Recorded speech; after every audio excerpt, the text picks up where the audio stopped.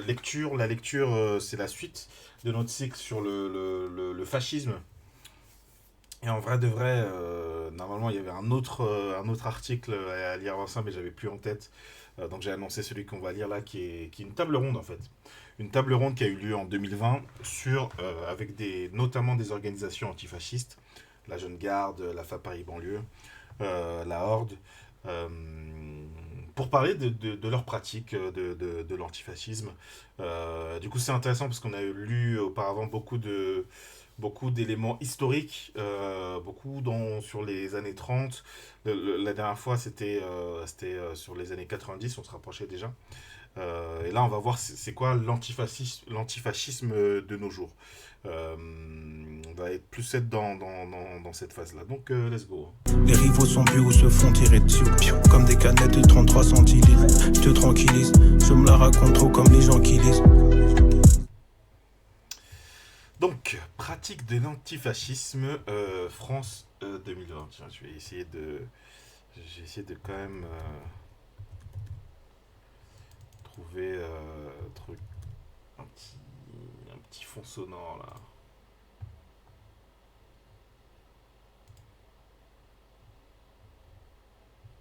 Voilà, je vais mettre ça très faiblement. Voilà, c'est juste un petit fond sonore. Et alors attendez, oui, on m'entend bien, ouais. Ok. Ok, donc voilà, comme je disais, il y a la FA Paris Banlieue, il y a la Horde, il y a la Jeune Garde Lyon, il y a Hugo Paglietta, on lisait déjà un article de lui voilà, précédemment, et c'était lui qui faisait l'entretien qu'on a lu la dernière fois, et Olivier Roueff, je ne connais pas le bonhomme. Donc voilà, c'était une table ronde avec la FA Paris Banlieue, voilà, avec des organisations antifascistes qui vont parler de leur pratique. Donc je trouve que ça va être intéressant voilà, qu'on parle de gens qui parlent depuis leur lutte, quoi. Il existe aujourd'hui en France de nombreuses organisations qui se définissent spécifiquement comme antifascistes. Nous avons souhaité en réunir quelques-unes pour une table ronde qui permette à la fois de mieux les connaître et de contribuer à la discussion de leurs analyses, de leurs options stratégiques et de leurs pratiques militantes. La conjonction des agendas militants et sanitaires en a décidé autrement. Alors, parce que je l'entends trop rapper Mister là. Ça me perturbe. Ah si, je sais ce que je vais mettre. Non, je vais mettre autre chose. Voilà, je vais mettre un petit fond musical et ça va le faire. Ça va le faire. Bon, c'est bizarre, mais on va partir là-dessus. Wesh, Kali, ça va ou quoi? Ça va le peuple de Kali? Là, on allait démarrer une lecture là. Vous arrivez à point nommé, Ça va les gens quoi? Vous disiez quoi en fait? Je t'ai même pas vu en stream. D'où est-ce que vous sortez là? Qu'est-ce que vous avez fait de beau? Ah ouais, si, j'ai vu Epstein et vous avez parlé de comment il s'appelle là? Si, j'ai vu l'autre là, Jack Lang. Vous avez parlé de la démission de Jack Lang.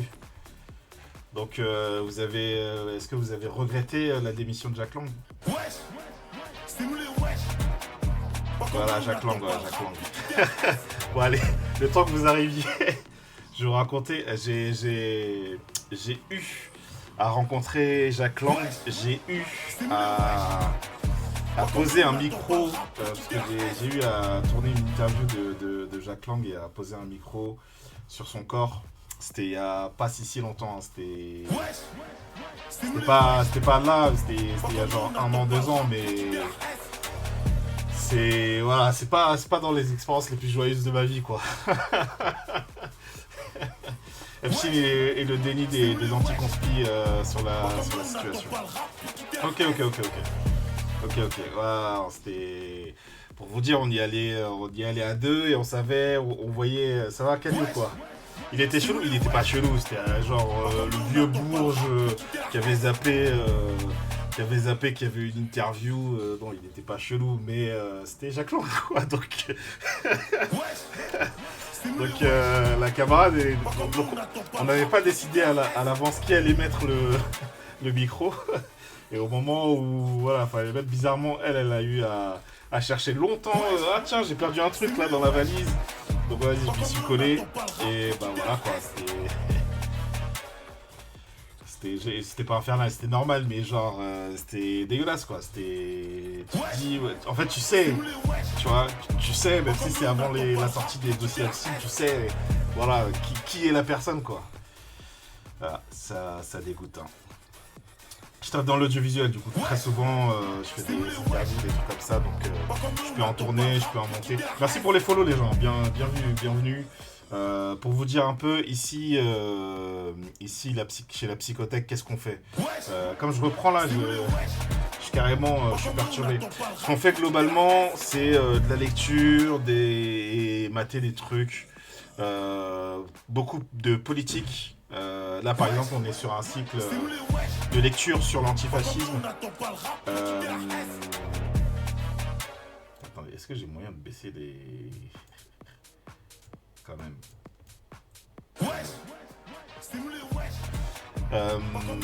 Bref, je disais, on fait un cycle de lecture. Ouais, il avait déjà des dos au cul. Hein. Ouais, on savait. Donc, cycle de lecture sur le fascisme, même précisément. Donc, on a pas mal lu des trucs sur qu'est-ce que c'est le fascisme au début, dans les années 30.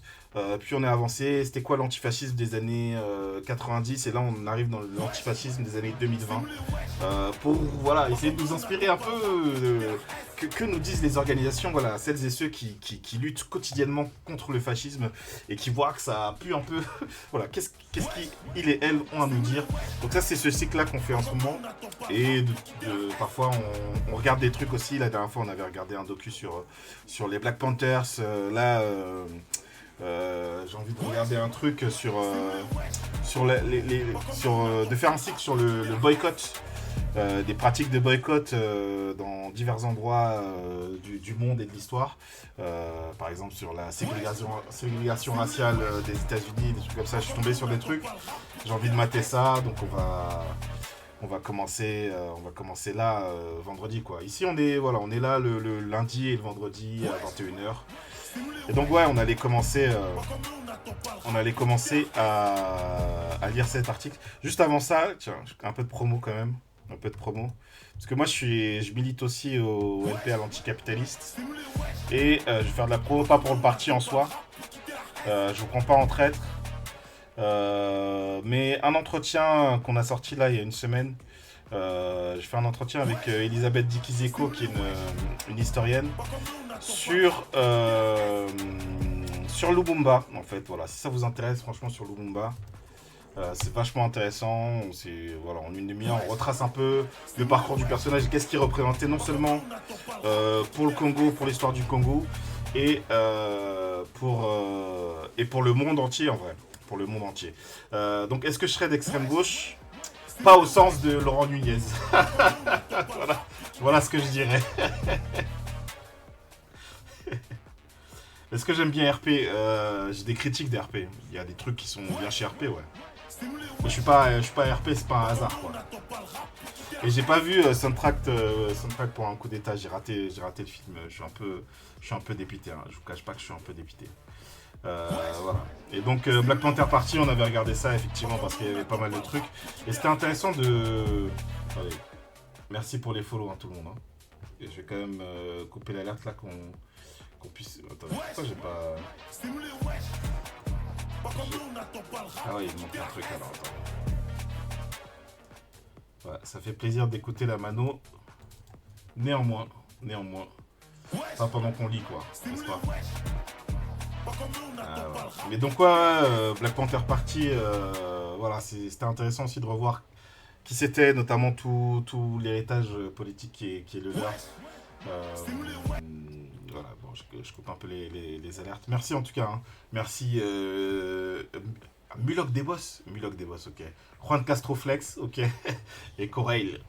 Merci à vous, merci les autres aussi, hein. Je vous ai pas vu, j'ai pas dit vos blazes, hein. Voilà, tout ce qui est Zilou 42, Mainstreamo, c'est Psyon, je vais dire Psyon, hein, voilà.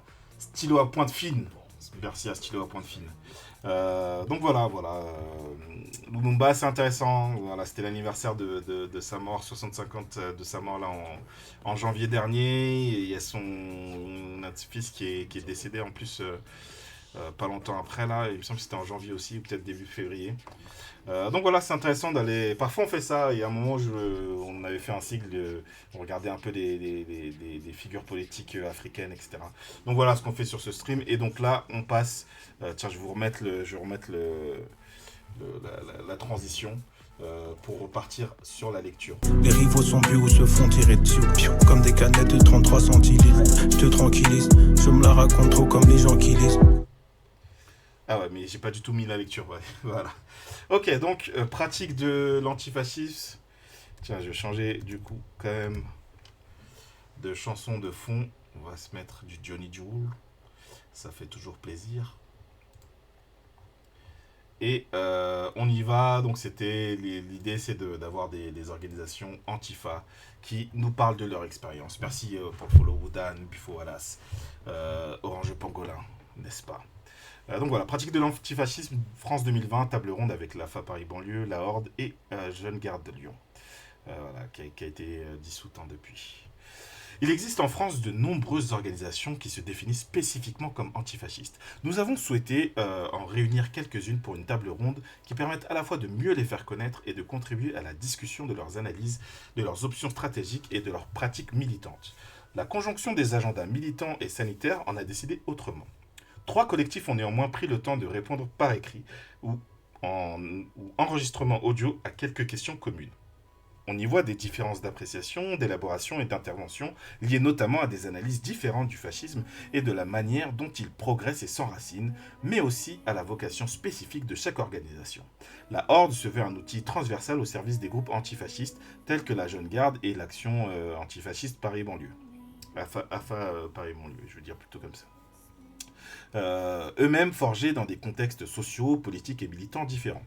Mais on y voit également d'indéniables convergences autour notamment de la perception d'une urgence antifasciste, parce qu'ils ont raison là-dessus, de l'ancrage dans une histoire qui est aussi une alliance de générations militantes ou encore de la double nécessité de l'autonomie antifasciste et de son articulation avec les luttes de classe antiracistes, féministes et écologiques. Voilà. Petite intro et on va voir ce que disent chacun sur les différentes questions. Pour vous dire, voilà, c'est coordonné par Hugo Paletta et Olivier Roueff. Donc, pour la FA Paris Banlieue, quand et comment a été créée l'organisation? Quels étaient le contexte et l'intention stratégique? Tiens, je connais pas l'histoire de la FA Paris Banlieue. Si, ouais, le rapport avec les ultras, ça me dit quelque chose. Ouais. Bon, la FA Paris Banlieue a été créée en 2008 suite à la rencontre entre des ultras du PSG issus du virage Auteuil, des militants révolutionnaires et des héritiers des groupes de chasseurs de skins à Paris. Tiens, ça m'étonne pas du tout. Cette origine-là, quoi. Je trouve que c'est une identité qui se retrouve bien aujourd'hui, quoi. Donc ouais, on va se lire là, c'est une petite vingtaine de pages et après on se terminera devant le halftime show de Bad Bunny. Voilà. La réunion de ces 3 entités permettait de dépasser les limites de chacune. Par exemple, l'antifascisme permettait de donner une dimension politique au conflit entre tribune Auteuil, cosmopolite, populaire et fière de l'être, et en face, une tribune Boulogne, blanche et nationaliste. Du côté des militants plus traditionnels, qui venaient d'alternatives libertaires, du NPA, des syndicats type Solidaire étudiants, CNT, etc., leurs organisations tenaient des positions en principe cohérentes contre les groupes d'extrême droite, mais s'avéraient un peu plus incohérentes quand il fallait tenir la rue. Il s'agissait donc de donner une dimension plus pratique à un cadre, disons, un peu théorique. C'était plus ou moins l'inverse pour les héritiers des chasseurs de skins issus des groupes des derniers groupes encore actifs à Paris, comme le RASH, je connais pas le RASH ou RASH, l'ancienne Jeune Garde Paris. Tiens, il y avait déjà plus la Jeune Garde Paris comme ça. Okay. Ou les Soviet Boys.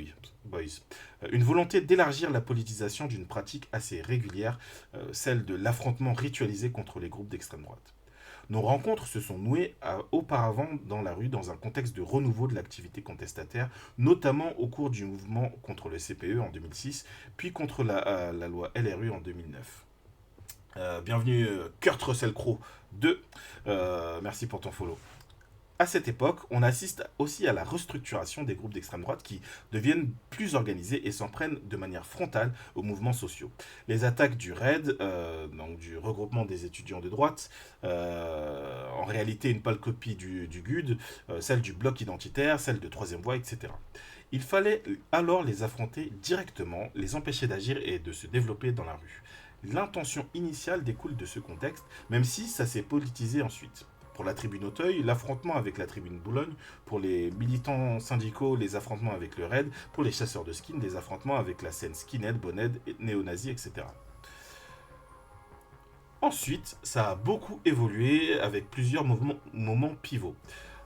En 2010, il y a la mort de Yann Laurence lors d'un affrontement entre Ultra du PSG et la reconfiguration conséquente du conflit Auteuil-Boulogne. Les groupes d'ultra sont dissous, les tribunes sont boycottées et l'affrontement se déplace dans la rue. Boulogne rejoignant massivement les groupes d'extrême droite et Auteuil, moins massivement mais de manière réelle quand même l'AFA et le mouvement antifasciste parisien. En 2013, le meurtre de notre camarade Clément Méric, lors d'un affrontement avec des skinheads, nous place soudain sous le feu des projecteurs dans une espèce d'ouragan médiatique qui nous oblige à nous positionner publiquement, et ce sur deux fronts. Contre la tentative de récupération par une sorte d'antifascisme moral, Valls déclarant par exemple « je suis antifasciste », et contre notre stigmatisation par une autre partie du champ politico-médiatique. On commence alors les prises de parole publiques, un peu malgré nous, parce qu'on est systématiquement pris dans des séquences dont on n'est pas réellement à l'initiative, que ce soit la mort de Clément ou les épisodes de répression. C'est intéressant, hein, tout cet historique. Par la suite, on mène des campagnes autour de la jungle de Calais, jungle entre guillemets, et c'est là que se noue pour nous en pratique l'antifascisme et l'antiracisme politique. On va manifester contre les groupes d'extrême droite qui s'en prennent aux migrants, et ça engage au même moment des rencontres avec des comités de quartier, notamment Urgence Notre Police Assassine, et avec des luttes anti-impérialistes autour du mouvement pour Gaza en 2014 aux côtés des comités palestiniens. Comment la lutte amène à d'autres luttes. Forcément, la lutte contre l'extrême droite, c'est un terrain qui touche tous les autres, hein, globalement. En 2016, c'est évidemment le mouvement contre la loi travail et l'émergence de nouvelles formes du mouvement social en même temps que de sa répression. Mais cette séquence vient auparavant de la lutte contre l'état d'urgence et contre l'islamophobie. On a été à l'initiative du premier rassemblement contre l'islamophobie. On a été à l'initiative du premier rassemblement... Oui, c'est ça, pardon. On a été à l'initiative du premier rassemblement contre l'islamophobie après les attentats de Charlie, puis avec d'autres groupes, des banquets contre l'état d'urgence et de plein de petites actions et rencontres contre la COP21 par exemple, qui ont préfiguré le magma des cortèges de tête contre la loi travail.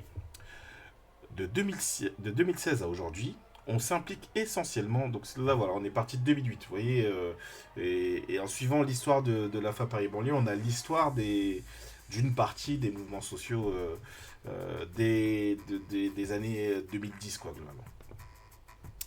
De 2016 à aujourd'hui, on s'implique essentiellement dans les mouvements sociaux, avec les Gilets jaunes en particulier, auprès des collectifs de quartier contre les violences policières et contre la répression politique, puisqu'on est mis dans une espèce de machine à laver judiciaire qui fait qu'à chaque mobilisation, des camarades vont en prison. Donc là, c'est la revue Mouvement qui pose la question. L'organisation a-t-elle des référents historiques en France ou ailleurs qui servent de point de repère, modèle ou contre-modèle ? On vient de traditions différentes. Les gens du stade, la tradition du football populaire, les milieux... Bon là, ils répètent, hein, ils ont un peu déjà répondu à la question. Mais bon. Les militants syndicaux, celle de l'antifascisme de rue, de la LCR des années 70, de la résistance italienne, de la guerre d'Espagne, les anciens chasseurs de skins, celle des Red Warriors ou des Ducky Boys des années 1980. Est-ce qu'il faudrait qu'on regarde le fameux docu chasseur de skins ou pas ? Les gens issus de quartiers populaires, celles de graffiti et du hip-hop, ou celles des comités de quartier et des luttes contre l'islamophobie, avec pour référence essentiellement le mouvement de l'immigration et des banlieues, le MIB. C'est cette diversité, cette nécessité de la réarticuler qui nous a servi de point de repère dans la construction de notre propre héritage politique. C'est intéressant, vachement intéressant. Ces généalogies diverses ont néanmoins en commun un caractère autonome au sens littéral, pas les autonomes au sens politique, une espèce d'irréductibilité à l'intégration au jeu politique classique. L'antifascisme ne se réduit pas, ceci dit sans méchanceté, à la lutte contre le RN dans une perspective de front électoral. On avait en commun un refus qui s'armera théoriquement au fur et à mesure de ce que l'on appelle l'antifascisme républicain, l'antifascisme des dimanches électoraux, parce qu'on pense que l'antifascisme n'a pas de sens s'il n'est pas révolutionnaire. La figure de l'antifa s'inscrit de ce point de vue dans la généalogie du partisan, de l'action combattante. L'antifascisme, c'est d'abord l'héritage d'une frontière politico-militaire qui fracture l'Europe depuis un siècle, l'idée d'une guerre civile internationale entre révolution et réaction. Je suis d'accord avec tout ce qui est dit là. Merci pour ton follow, Mixo Bizete. C'est Bizete on dit ou Bizette? Parce que sinon ce serait Mikuso Bizete. Ça s'incarne dans le Péril Rouge, dans la résistance italienne, dans les révoltes anticoloniales, dans un Georges Guingouin, préfet du maquis du Limousin, dans les Black Panthers, dans la colonne d'Urruti, dans les manifestations de Charonne, dans la gauche prolétarienne, dans les alliances palestiniennes, oui, pendant la guerre au Liban, etc. Dans cet héritage, il y a enfin deux autres éléments. Le contexte d'épuisement et de très large défaite du mouvement ouvrier et l'émergence d'une espèce de culture post-ouvrière et post-coloniale dans les années 80-90, particulièrement incarnée dans le supporterisme, donnant beaucoup d'importance aux dimensions infrapolitiques, aux pratiques culturelles populaires qui étaient des composantes du mouvement ouvrier à son apogée. Je trouve qu'il y a une vision très claire de leur positionnement. Merci pour ton follow, un cofandre, et de leur origine politique. Et voilà, je comprends très bien comment ils se situent. Comment définissez-vous le fascisme? Quelles sont les forces fascistes que vous identifiez comme actives et dangereuses aujourd'hui? C'est un peu une question piège, parce qu'on a d'un côté des gens qui mettent le fascisme à toutes les sauces, Macron c'est le fascisme, la répression policière c'est le fascisme, etc. Et de l'autre, des gens qui limitent le fascisme au RN et aux groupes d'extrême droite et refusent de parler de fascisation de la société. Pour notre part, on observe simplement que le néofascisme français s'est réarticulé autour du rapport à l'État néocolonial. Il y a une sorte de passation de relais régulière, je ne sais pas si on pourrait dire réarticulé, parce que le fascisme a toujours à voir avec le colonialisme, quoi. Mais bon. Mais oui, du coup, néofascisme, État néocolonial, c'est logique, mais du coup, pour moi, c'était déjà lié de base. Ça n'a jamais été pas lié, quoi. Il y a une sorte de relais, de passation, pardon, de relais régulière pour le monopole de la violence raciste entre les groupes néofascistes et l'État, les forces policières en particulier. L'un se nourrit désormais de l'autre. Les deux exemples les plus emblématiques sont la violence policière dans les quartiers et l'absorption. Par exemple, la violence policière dans les quartiers, ça date pas d'hier, quoi. Et l'absorption par l'État, par les politiques de tous bords, des campagnes islamophobes de l'extrême droite. Ça, effectivement, même s'il y a une histoire de l'islamophobie qu'on peut tirer vers l'arabophobie française, mais il y a quelque chose, il y a un saut qualitatif là ces dernières années. Ça, c'est vrai qu'il y a un changement. De ce point de vue, les forces fascistes actives et dangereuses ne sont pas forcément les plus évidentes. Bien sûr, le RN est dangereux parce que c'est un parti d'extrême droite qui a l'ambition d'arriver au pouvoir. Mais il joue déjà un rôle majeur dans la radicalisation droitière du champ politique. Et ça, c'est un danger imminent avant son accession éventuelle au pouvoir. Le RN est d'abord dangereux dans sa fonction et son articulation avec le libéralisme, plus que dans son opposition au libéralisme. Je suis 100% d'accord avec ça. Les groupuscules d'extrême droite traditionnels sont aussi toujours un danger. On l'a vu avec les Gilets jaunes, tout aurait pu basculer du jour au lendemain, et c'est en étant présent sur le terrain, à la fois contre les groupuscules d'extrême droite, mais aussi aux côtés des Gilets jaunes, qu'on a réussi à se sortir de là. Comme les mouvements de demain ressembleront a priori de plus en plus à des mouvements alternatifs, imprévus, tels que celui des Gilets jaunes, où la question de l'extrême droite sera toujours présente, un antifascisme autonome, conflictuel, radical, offensif sera toujours indispensable. C'est intéressant ce qui est dit là, parce que là, on est en 2020, nous, on arrive 6 ans après, et on ne peut pas dire vraiment que les mouvements sociaux se fassent sur les modes des Gilets jaunes, justement sur un truc un peu hors cadre organisé, etc. Mais ce qui reste constant, c'est que, les Gilets jaunes, ça reste le mouvement qui a le plus inquiété le pouvoir, mais pas juste inquiété au sens sentimental du terme, mais réellement était un danger pour le pouvoir de ces dernières années. Et de fait, bien qu'il y ait eu un mouvement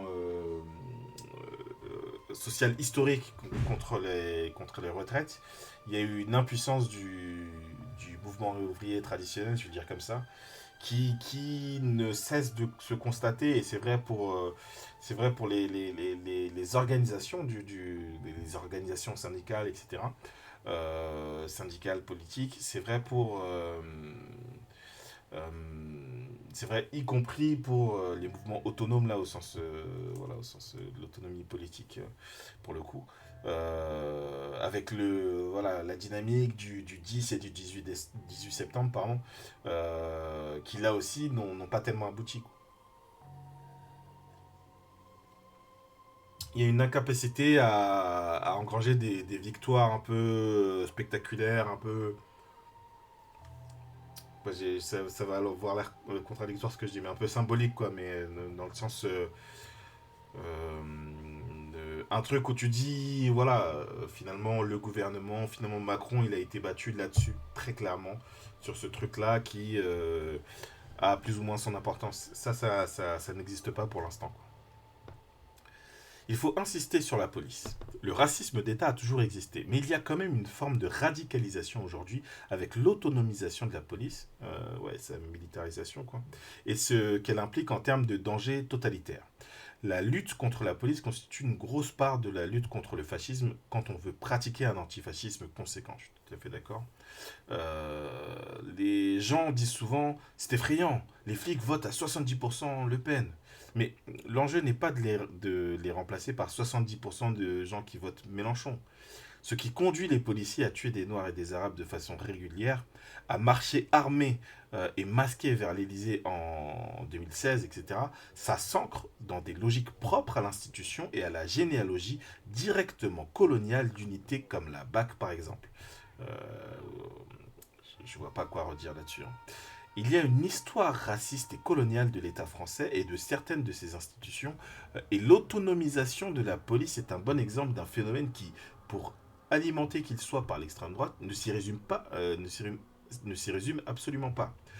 D'autant plus dans un contexte où l'État en a de plus en plus besoin pour réprimer les mouvements sociaux. Ouais, c'est à peu près la seule institution qui reste du côté de l'État. Tout le monde, sous Macron, tout le monde a marché contre Macron. Les infirmières ont marché contre Macron, les pompiers ont marché contre Macron, les profs évidemment ont marché contre Macron, les cheminots, tout le monde a marché contre Macron. Même les flics d'ailleurs, mais du coup, les flics et les syndicats de flics en particulier ont bien compris leur place dans tout ça et comment ça leur donne du poids dans le rapport de force.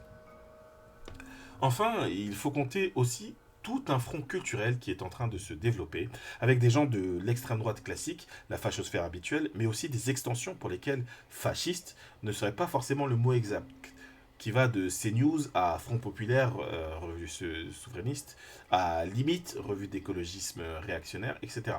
Ce front culturel joue un... J'aime bien, l'analyse elle est précise, Voilà, on sent les gens connaissent leur sujet, quoi.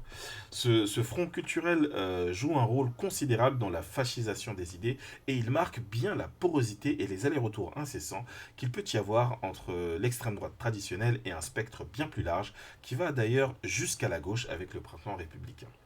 Quand le ministre de l'Éducation reprend l'expression islamo-gauchiste, ça montre non seulement que ça circule très vite, mais que même si ça a l'air de débat d'idées, ça a des conséquences pratiques extrêmement rapides, comme la menace d'interdiction de certains types de recherches ou de dissolution du CCIF.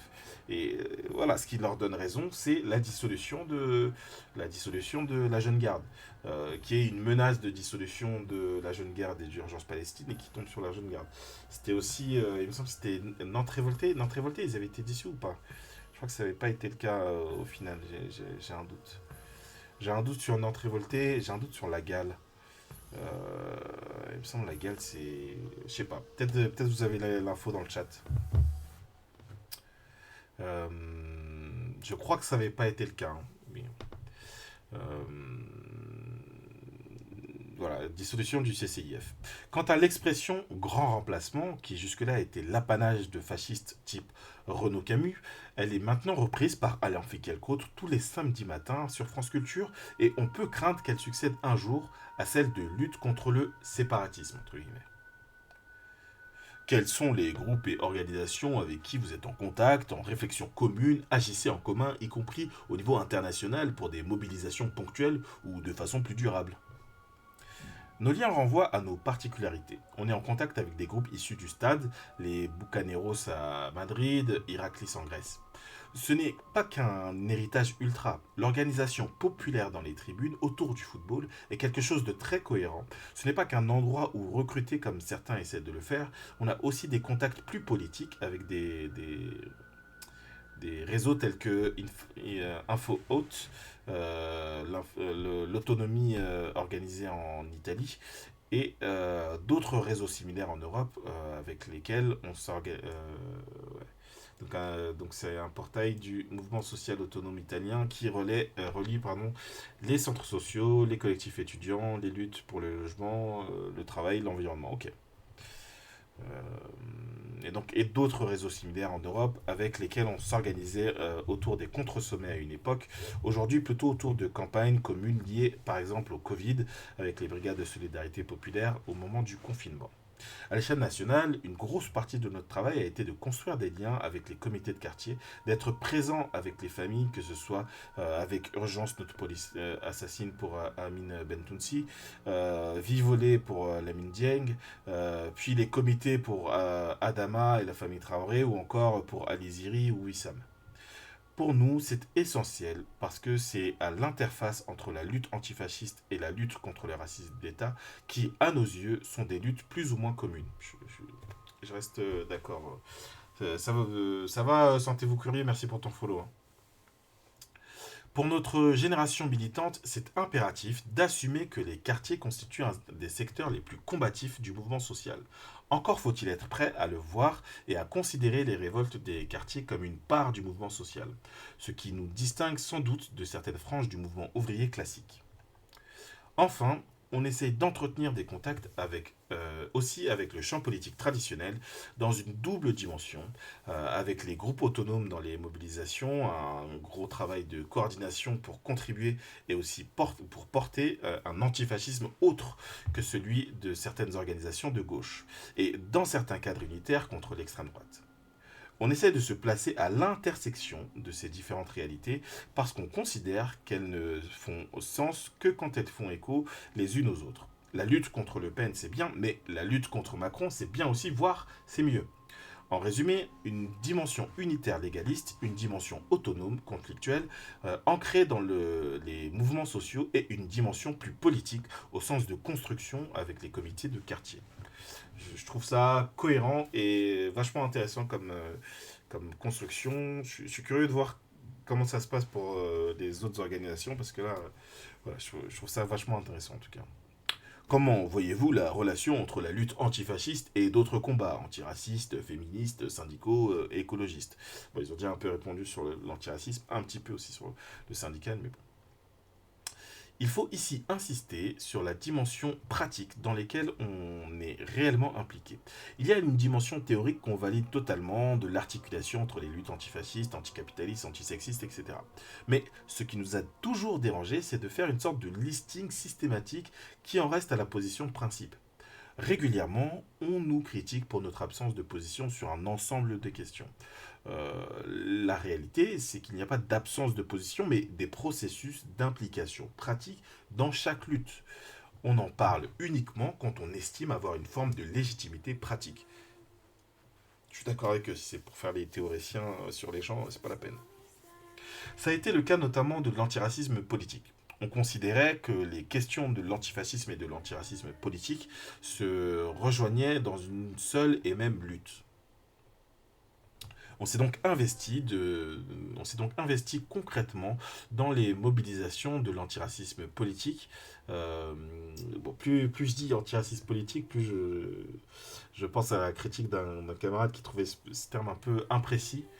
Euh, Parce que la distinction morale et politique de l'antiracisme, euh, en fait, c'est faire comme s'il n'y avait pas une question morale dans l'antiracisme politique et comme s'il n'y avait pas de politique dans l'antiracisme moral, quoi. C'est des termes qui sont un peu imprécis, même si on comprend de quoi on parle. Euh, et voilà, et c'était un camarade qui revenait plutôt sur la distinction matérialiste, idéaliste. Et je trouve que c'est intéressant de le replacer sur cette dichotomie-là. Bref. Je disais donc, on s'est donc investi concrètement dans les mobilisations de l'antiracisme politique et on a pu en parler parce qu'on a construit ces liens avec les comités de quartier et parce que la composition sociale de notre groupe nous le permet. On n'est pas qu'une bande d'étudiants blancs qui prennent position là-dessus, ce qui est quand même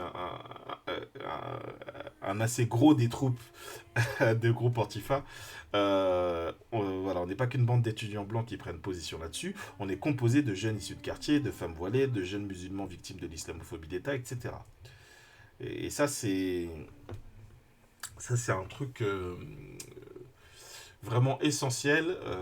Souvent, on réduit ça à la question de personnes concernées, ce qui est un peu vrai, mais qui est un peu voilà, qui a ses limites, mais c'est au-delà d'être concerné ou pas concerné, c'est la question de comment tu es situé par le système politique, quoi, et de le truc un peu d'où tu parles, etc. Mais pas pour dire d'où tu parles, mais quelle expérience tu as quelle expérience tu as du monde. Voilà, je vais le dire comme ça. Si on suit l'analyse de ce que c'est qu'une société coloniale, euh, et là on parle d'une société qu'on peut pas dire coloniale au sens de l'analyse dont je parlais, qui est une société plus post-coloniale pour ce qui est de la France métropolitaine, je vais le dire comme ça. Euh, euh, Néanmoins, il y a ce truc un peu de la division, comme disait Fanon, entre la ville du colon et la ville du colonisé.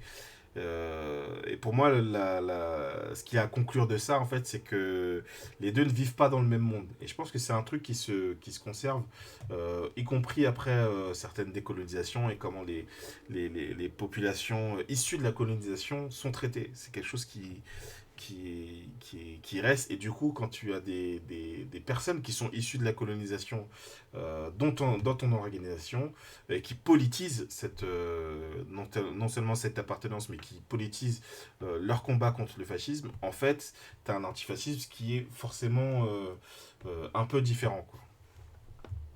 Et donc, je trouve que c'est ça que ça dit, c'est que tu abordes ces questions-là d'un point de vue légèrement décalé, voilà, légèrement décentré. C'est ça que ça produit, quoi.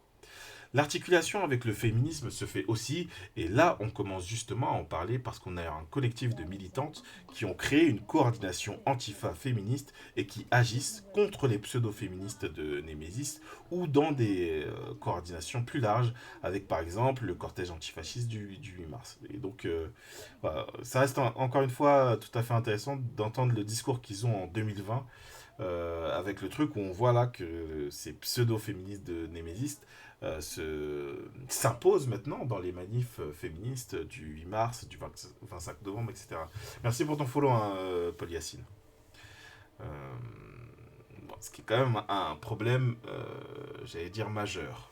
Je sais pas à quel point on peut dire majeur, il y a d'autres problèmes, mais quand même, c'est pas rien, quoi. On part donc toujours des réalités pratiques dans lesquelles on milite, à l'école desquelles on est aussi, et au sein desquelles il y a une forme d'élaboration commune. On a bien sûr envie que les rencontres avec les 4 pôles que tu cites se fassent, si ce n'est pas déjà fait. D'abord parce qu'on pense que c'est important d'être à l'école des luttes, des mouvements sociaux, d'arriver à percevoir où est la conflictualité, de comprendre pourquoi, comment elle fonctionne, comment avancer dedans. Ensuite parce qu'on pense que l'antifascisme est une des articulations utiles pour l'intensification de la conflictualité et de l'antagonisme social. Je suis assez d'accord. Quand une nouvelle génération de militantes s'engage dans le combat féministe en revendiquant une identité antifasciste, ça produit une ligne féministe anticarcérale, antiraciste, antifémino-nationaliste, revendiquant un usage féministe de l'autodéfense et des formes de lutte radicale dont certaines sont le fruit de leur engagement antifasciste et qui viennent en retour nourrir l'antifascisme. Quelle est votre analyse de la situation en France aujourd'hui et quel impact est-ce que cela a pour vous sur la stratégie antifasciste? Vaste question. De manière générale, on peut dire qu'avec les progrès du néolibéralisme, on vit depuis 10 ou 15 ans une forme de crise organique en France qui se caractérise notamment par un effondrement récent des partis de gouvernement PS, LR, par une montée électorale significative de l'extrême droite, par une reconfiguration de l'ensemble du champ politique à l'irruption de forces comme Macron qui sont à la fois inattendues et attendues. Énarque, Banquier chez Rothschild, il incarne à lui tout seul la fin du clivage gauche-droite pour les partis de gouvernement, mais aussi par une séquence de très grande conflictualité. On ne peut pas isoler cette dernière de celle qui émerge depuis plus longtemps dans les quartiers populaires. L'insurrection de 2005, de notre point de vue, est avec les Gilets jaunes et mai 68 une des principales révoltes populaires des 50 dernières années. Bon, voilà, tout ça se passe avant la mort de Naël, n'est-ce pas? Et donc qu'il a aussi à mettre pour moi, en dialogue avec les manifs pour les retraites. Quoi.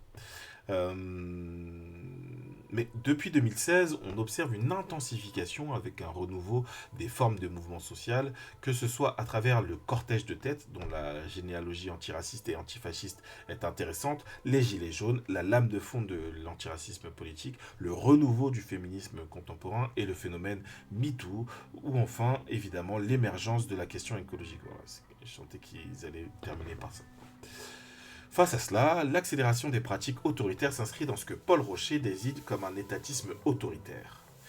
Il paraît que c'est intéressant là, Paul Rocher. Vous avez lu ça? Paul Rocher, gazé, mutilé, soumettre, politique de l'arme non létale. Bon. Donc, la précarisation généralisée que produit le néolibéralisme empêche la production d'un consentement fordiste. Par une sorte de contrat social autour de conditions de vie décentes, et de plus en plus, les gouvernements ne tiennent que par la coercition, dont la première cible en France, dans la séquence actuelle en tout cas, semble être les musulmans. Le discours est précis. On assiste à un déchaînement islamophobe qui est inquiétant à tout point de vue, que ce soit les violences à l'égard des femmes voilées dans la rue ou la dissolution de l'ONG Baraka City. Et donc c'est intéressant de revenir sur ces histoires de dissolution à Baraka City, effectivement, qui, sur le plan du droit, est sans doute un cap gravissime. Tout ça doit nous conduire à considérer la possibilité du fascisme, mais en disant bien que si cette possibilité est incarnée au premier rang par le RN, elle vient aussi de plus loin. Pour consolider le néolibéralisme, la 5e République, le ver est dans le fruit. Le ver est dans le fruit de la 5e. La 5e République renoue de plus en plus ouvertement avec ses origines putschistes et coloniales, et ça n'a rien d'anodin. C'est même tellement vrai que suite aux législatives de 2022, quand même la première séance s'ouvre comme il est de tradition avec un discours du doyen de l'Assemblée. Le doyen de l'Assemblée, c'est un député RN qui fait un discours sur la nostalgie de l'Algérie française. C'est quand même une dinguerie absolue, quoi. Et on voit comment, il y a ce truc-là de 2022, ce gars qui j'allais dire, est en roue libre, quoi. Et on voit comment 3, 4, 5 ans plus tard, on arrive à des tensions pas possibles avec l'Algérie, à un discours sur, comment il s'appelle, Édouard Philippe, qui dit que la colonisation n'est pas un crime, un discours que ne peut pas tenir comment il s'appelle le gars là, un Jean-Michel Apathy sur l'Algérie et les oradours sur glane qui ont été commis en Algérie, les oradours coloniaux, pour reprendre la formule de Mister là, Olivier Lecourt Grand Maison. Voilà, c'est tout ça, un discours simplement historique. Avant même de politiser la question, un discours simplement historique n'est pas possible. Et normal, sous le fascisme, c'est pas quelque chose de possible. Donc on voit comment il y a un décalage, et effectivement il y a une imprégnation du discours et de la pensée d'extrême droite. Là-dessus, ils ont raison d'alarmer sur pas seulement la montée électorale, mais aussi la conversion de fait. Il n'est plus possible de considérer que Marine Le Pen incarne seule la possibilité du fascisme. Au contraire, la continuité néocoloniale, autoritaire et violente à l'intérieur de l'État français fait que la possibilité du fascisme... Donc possibilité du fascisme, ça c'est... Je pense que c'est une... Bon, c'est l'expression elle-même, mais c'est aussi le titre d'un bouquin de... Comment il s'appelle, Hugo Paletta, qui fait partie de la revue Mouvement, là, qui interroge ces groupes-là. Donc fait que la possibilité du fascisme prendra des formes évidemment nouvelles qui impliqueront des personnes et des institutions qui, pour certaines, auront semblé jusque-là appartenir à un hypothétique front antifasciste face à l'extrême droite. La tâche stratégique de l'antifascisme doit donc être de sortir absolument de la fausse alternative entre un pseudo-progressisme incarné par Macron et un fascisme incarné par Le Pen. Oui, parce que ça, c'est le truc pour faire élire Macron. C'est à ça que ça sert, ça. Aujourd'hui, c'est Blanquer, ministre de l'Éducation. Et Blanquer, vous vous souvenez de l'époque de Blanquer? C'est pour vous dire à quel point il date la table ronde, là. Aujourd'hui, c'est Blanquer, ministre de l'Éducation, qui reprend les mots et se propose d'appliquer le programme du RN mot pour mot. C'est Darmanin qui se plaint de l'existence de rayons cachers et dissout, sur des motifs fallacieux, des organisations de défense des droits musulmans, des droits des musulmans. Toutes choses égales d'ailleurs, le premier décret promulgué par Pétain dissolvait l'ensemble des organisations juives. C'est la police française qui a le monopole de la violence raciste et qui tue chaque année entre 15 et 25 jeunes noirs et arabes. Et il y aurait encore tant à rappeler. Sortir de cette alternative suppose de réarmer notre camp révolutionnaire, et pour cela, il faut arriver à être sur tous les terrains, c'est-à-dire non seulement continuer à soutenir et participer activement aux luttes antiracistes, mettre en accusation à la fois le racisme et l'islamophobie d'État et les politiques criminelles contre les migrants en Méditerranée et ailleurs, mais aussi continuer à être très attentif, à la Tondelier, quoi. Être très attentif, non pas aux paroles de Médine, mais au renouveau du mouvement social. C'est dans cette logique qu'on est intervenu assez activement dans le mouvement des Gilets jaunes contre une partie de notre camp qui, n'ayant visiblement pas fait le deuil du mouvement ouvrier classique, ou n'étant pas capable d'admettre qu'il est dans une position, disons, embarrassante de faiblesse, a préféré se boucher le nez sous prétexte qu'il y avait une présence réelle de militants fascistes, mais aussi des mots d'ordre, un vocabulaire qui ne correspondait pas forcément à ce qu'on attend d'un militant parfait. On a décidé d'y aller parce que refuser cette taxe, c'était une bonne revendication, mais aussi parce que... donc c'était la taxe carbone. Mais aussi parce qu'il faut voir les situations de manière dynamique. Notre intervention en tant qu'antifasciste a été, à notre avis, décisive pour en exclure les militants fascistes qui tentaient de s'infiltrer. Et on l'a fait, je dirais, intelligemment, sans donner des leçons d'antifascisme, dans l'espoir que miraculeusement, les gens deviennent antifascistes. On est d'abord arrivé en soutien aux dynamiques d'autodéfense, lors des assauts répétés de la police, en soutien lors des blocages économiques, en présence lors des AG. On a eu cette présence organique au sein du mouvement, aux côtés des Gilets jaunes, notamment en pratique à Rungis, ce qui nous a permis de cliver sur la question du rapport aux aux militants d'extrême droite et d'exclure les fascistes. Même si, à l'heure où on parle, la situation semble désespérée, il ne faut pas oublier qu'il y a à peine quelques mois, tous les médias faisaient leur une sur les violences policières par exemple, et qu'il y a de manière générale une disponibilité subjective à la militance, à des discours révolutionnaires et à des formes d'engagement politique conséquents. Parce qu'encore une fois, c'est en 2020, on est après la mort de George Floyd, après après le premier confinement, après les manifs pour Adama qui justement bénéficient de la dynamique du mouvement Black Lives Matter aux États-Unis. Pour autant, on voit bien que cette séquence de grande conflictualité de grande conflictualité politique est marquée dans notre camp par la difficulté à faire partie, à dépasser la fragmentation de la classe ouvrière et du mouvement ouvrier classique comme nouveau. Il y a une vraie difficulté à faire durer les rencontres, que ce soit entre les Gilets jaunes et les militants révolutionnaires ou les militants des quartiers qui s'y sont engagés. Une difficulté à faire émerger des fronts communs, des organisations conséquentes, disciplinées, unies.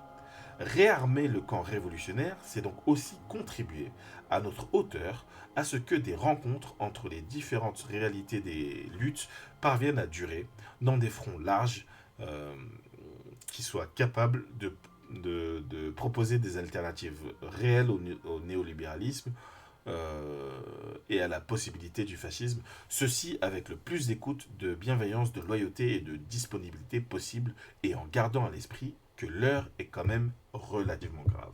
L'heure est grave, effectivement. Et donc ce qui est décrit là, c'est ce à quoi appellent les différents auteurs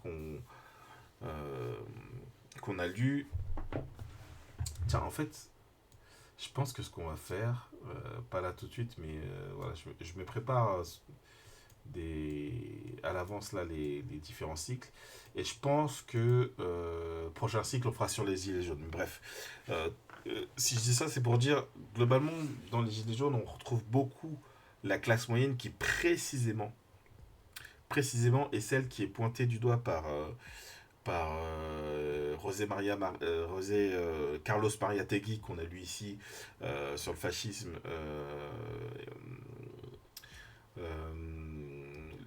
Léon Trotsky qu'on a lu ici, etc., avec l'analyse de la classe moyenne comme pivot sur la question un peu en gros socialisme ou barbarie, voilà, sur la dynamique que vont porter ou pas les fascistes, voilà. Merci pour ton follow, Sadmok. Donc oui, les gilets jaunes, c'est une question importante parce qu'il y a précisément le défi tel que l'analyse les marxistes très tôt vis-à-vis du fascisme, vis-à-vis du fascisme italien, mais aussi du nazisme, etc. L'analyse qui est faite, c'est celle de la nécessité pour le mouvement ouvrier de convaincre justement les classes moyennes de sa capacité à prendre les choses en main. Voilà.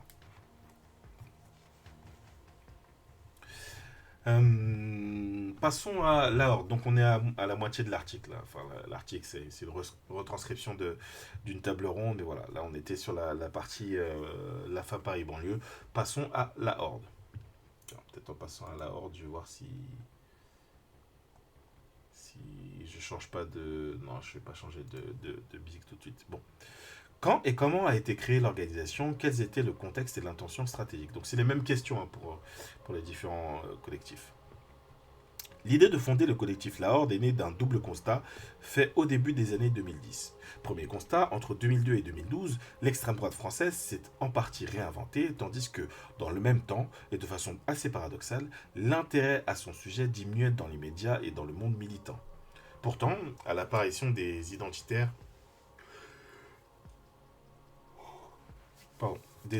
puis d'égalité et réconciliation, justement,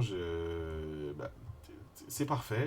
Je me suis avancé les cycles sur les gilets jaunes pour parler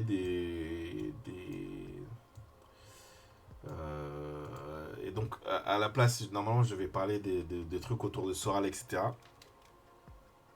Donc, bon, on fera un peu de Gilets jaunes, un peu de Soral, voilà. Pourtant, avec l'apparition des identitaires puis d'égalité et réconciliation, le milieu nationaliste a montré qu'il était capable à la fois de moderniser ses modes d'action et son image, d'utiliser à son profit des nouveaux moyens de communication et, dans le cas de Dieudonné, de s'ouvrir à de nouveaux publics. De plus, alors que tout le monde, ou presque, considérait au début des années 2000 que le Front National était en bout de course et qu'il ne survivrait pas à son leader de toujours, l'arrivée de Marine Le Pen à la tête du FN a remis le parti sur les rails dans une version aseptisée, en tout cas moins facilement sujette aux anathèmes, pardon. Avec la Manif pour tous, la Manif pour tous, ça a été le moment de régénération de l'extrême droite, quoi. Avec la Manif pour tous, qui commençait alors à s'organiser, l'extrême droite rappelait que sur les questions sociétales,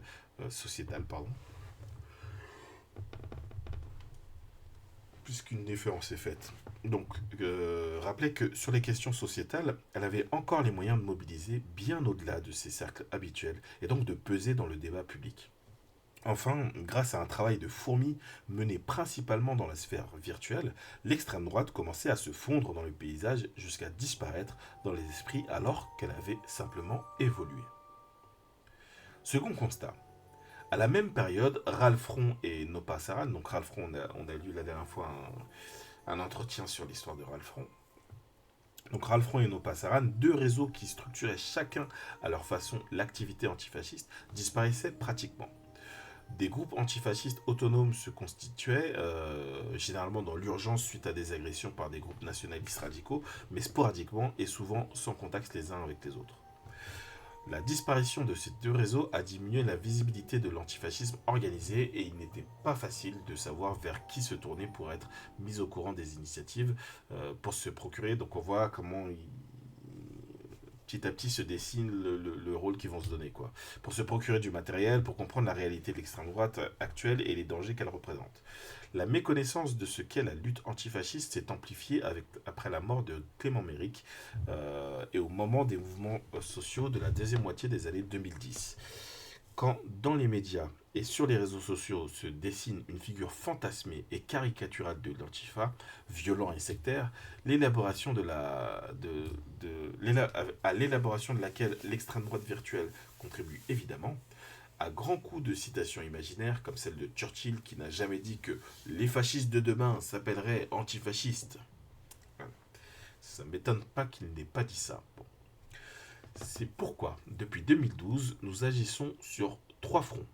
D'abord, à travers notre site internet, c'est vrai que c'est surtout là-dessus que je les connais. Nous suivons l'évolution et les actions et les écrits des groupes nationalistes par nous-mêmes en allant sur le terrain et en mettant notre nez là où ils ne le souhaitent pas. Pour rappeler ce qu'est réellement l'extrême droite, malgré tous les faux nez dont elle s'affuble pour se rendre méconnaissable. Ensuite, nous nous mettons au service des groupes antifascistes locaux qui font le travail de terrain que nous ne faisons pas ou plus, en faisant connaître leurs initiatives, en participant à des rencontres entre groupes, en proposant des formations internes ou publiques et ce faisant en contribuant à déconstruire les idées reçues sur ce qu'est réellement la lutte politique contre l'extrême droite.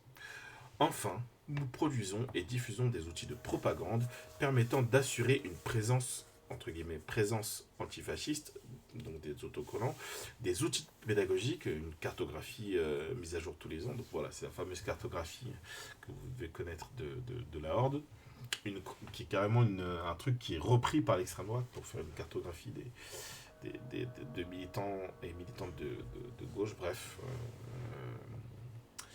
Bref, l'extrême droite dresse des listes, quoi. C'est son péché mignon, quoi.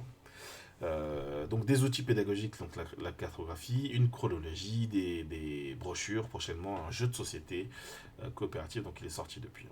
C'est la manif dont vous êtes le héros, c'est ça, non? Ils ont appelé, ou je confonds avec un autre jeu de société, bref. L'organisation a-t-elle des référents historiques, en France ou ailleurs, qui servent de point de repère, modèle ou contre-modèle? Notre antifascisme est issu de l'antifascisme radical des années 80-90.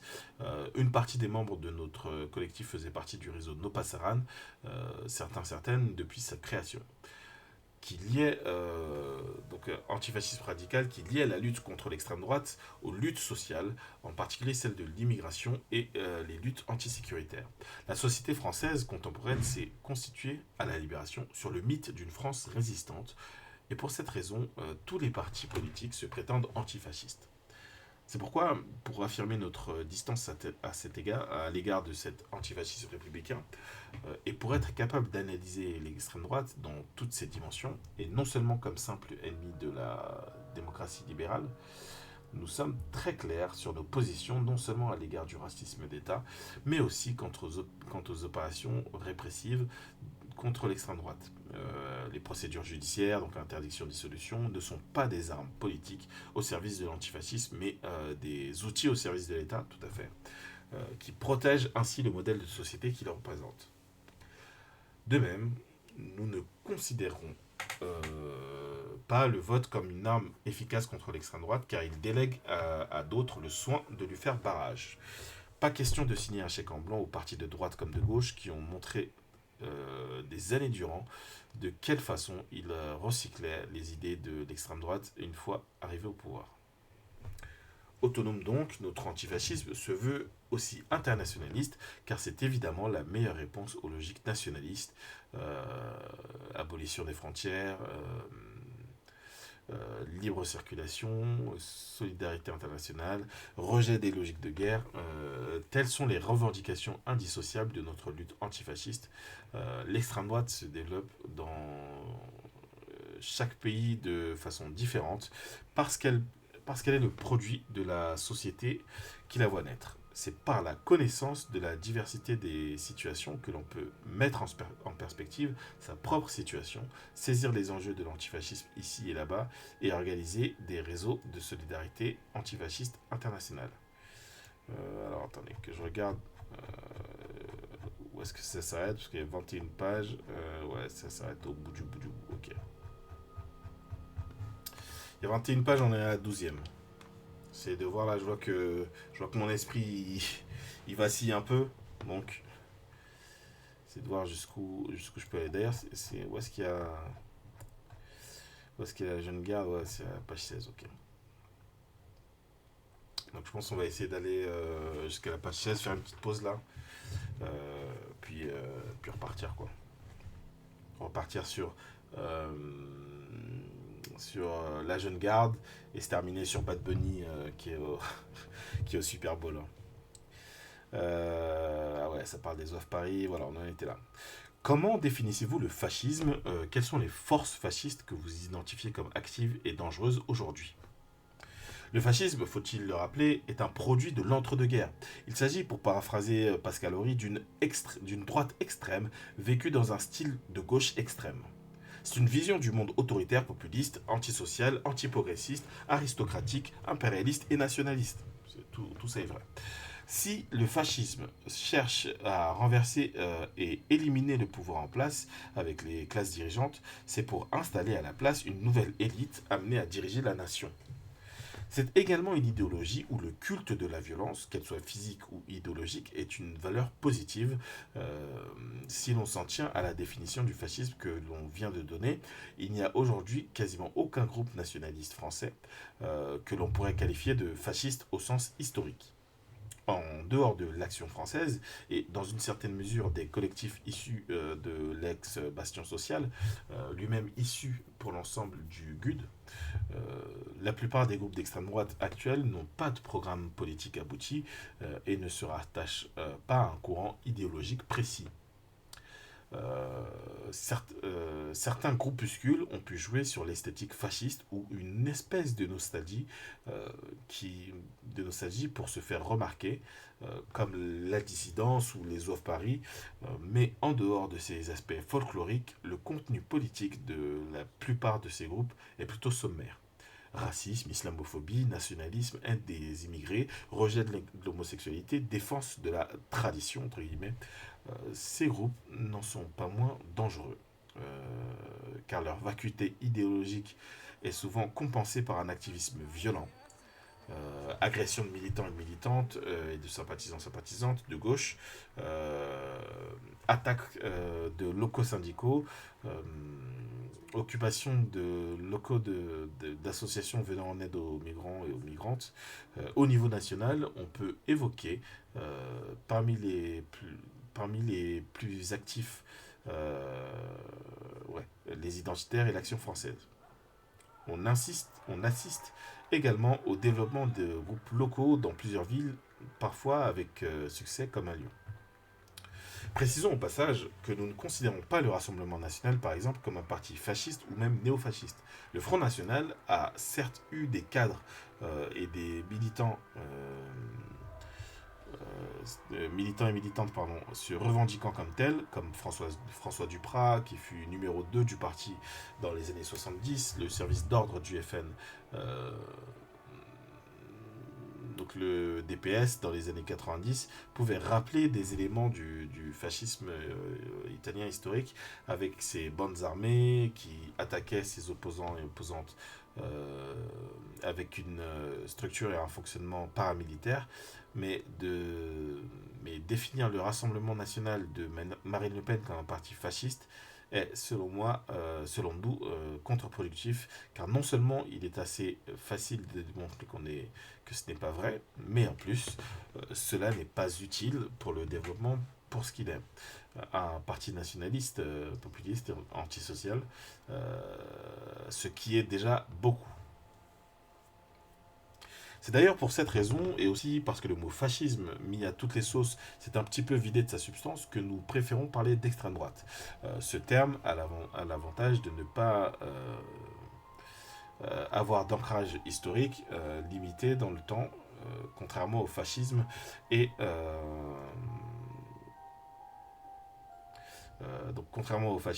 il peut aussi contrecarrer l'idée largement promue par l'extrême droite que les concepts de gauche et de droite sont dépassés. Cela correspond également davantage à la réalité française, car historiquement et encore aujourd'hui, les mouvements nationalistes sont avant tout réactionnaires, voire contre-réactionnaires, et donc de droite. Disons que ce qui caractérise l'extrême droite, selon nous, c'est de défendre une vision fondamentalement inégalitaire des rapports entre groupes prédéfinis d'individus, impliquant des rapports de domination d'un groupe sur l'autre, ces rapports inégalitaires étant établis principalement selon des critères ethniques et de genre. L'idéologie capitaliste, surtout dans sa version ultralibérale, assume elle aussi des rapports de classe inégalitaires entre les individus, mais sans dresser de barrières infranchissables, puisqu'elle l'entretient. Par exemple, le mythe qu'un pauvre peut toujours devenir riche s'il en a la volonté, que l'on peut passer d'une classe à l'autre. Rien de tel à l'extrême droite si elle est volontiers interclassiste et s'accommode en général très bien des rapports d'exploitation. C'est pour mieux établir des égalités plus fondamentales encore, car liées à des caractéristiques présentées comme inaliénables. Pour justifier et défendre cette vision du monde, l'extrême droite s'appuie sur 5 piliers idéologiques fondamentaux: le racisme, le sexisme, le nationalisme, le traditionnalisme et l'autoritarisme. Cette définition un peu sommaire a l'avantage de correspondre à divers degrés. Ça correspond à trop de degrés à mon avis. Faut pousser un peu le chauffage là. Donc cette définition un peu sommaire a l'avantage de correspondre à divers degrés aux groupes et personnalités que nous classons à l'extrême droite. Voilà. Je crois que c'est l'avant-dernière question. Non, il y a 3 questions, ok. 3 dernières questions pour la Horde. Donc on voit un peu leur vision de l'extrême droite. Effectivement, il y a quelques nuances vis-à-vis de l'a fait à Paris banlieue, mais tout simplement parce que c'est pas la même histoire, vraiment. Quels sont les groupes et organisations avec qui vous êtes en contact, en réflexion commune, agissez en commun, y compris au niveau international pour des mobilisations ponctuelles ou de façon durable? Étant donné l'objectif que nous nous sommes... Alors attendez, je vérifie ici. Ouais, pour l'instant, on va pas changer de musique là. On va rester là-dessus sur la horde. Étant donné l'objectif que nous nous sommes fixés, à savoir être au service des groupes antifascistes autonomes, c'est en priorité avec eux que nous échangerons et auprès d'eux que nous essayons d'être utiles. Nous n'allons pas en faire une liste ici, ce serait fastidieux, mais nous avons mis en ligne sur notre site, il y a quelques temps déjà, une carte de France de ces groupes. Elle devrait connaître prochainement une version plus dynamique et surtout mieux actualisée. Nous participons également régulièrement à des rencontres entre groupes antifascistes, qu'il s'agisse de rencontres de travail ou d'événements publics, comme on organise par exemple Visa, un collectif antifasciste qui intervient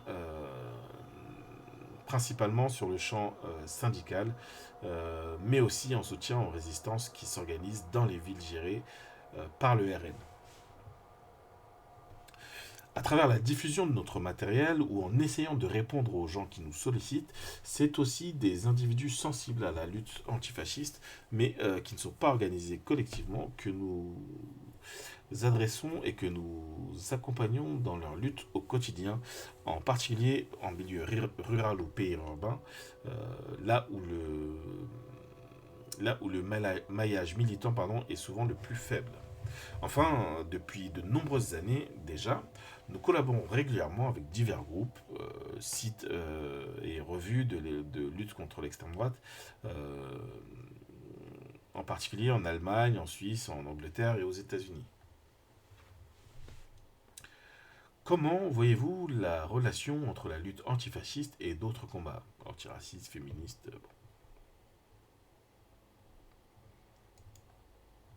Ah ouais, il est... Ok, ça va débiter là-dessus, hein, ok. Donc là, ça part. Pour mener un antifascisme digne de ce nom, il faut que sa fin et ses moyens soient clairement replacés dans un projet global de changement social, de critique de l'État et du capitalisme. Merci pour ton follow, Gomikun. Le mouvement antifasciste autonome contemporain est, depuis son émergence dans les années 80, profondément lié à toutes les formes de résistance aux discriminations, aux injustices et à l'autoritarisme, en particulier celui de l'État, contre les mesures sécuritaires et la double peine dans les années 80, aux côtés des sans-papiers dans les mouvements sociaux dans les années 90, dans les contre-sommets internationaux et les luttes environnementales dans les années 2000. C'est toujours le cas aujourd'hui. Les antifascistes ne sont pas, contrairement à ce qu'on essaie de faire croire, des militants et militantes obsédés par l'objet de leur lutte. Leurs activités militantes vont toujours, et c'est heureux, au-delà de la simple opposition à l'extrême droite, et elles s'accompagnent de pratiques plutôt constructives, que ce soit pour faire un lieu, participer à des actions d'aide aux plus démunis, aux plus démunis, aux migrants, migrantes. Mais à l'inverse, les militants et militantes engagés sur d'autres terrains de lutte doivent, eux et elles aussi, se réapproprier la lutte antifasciste.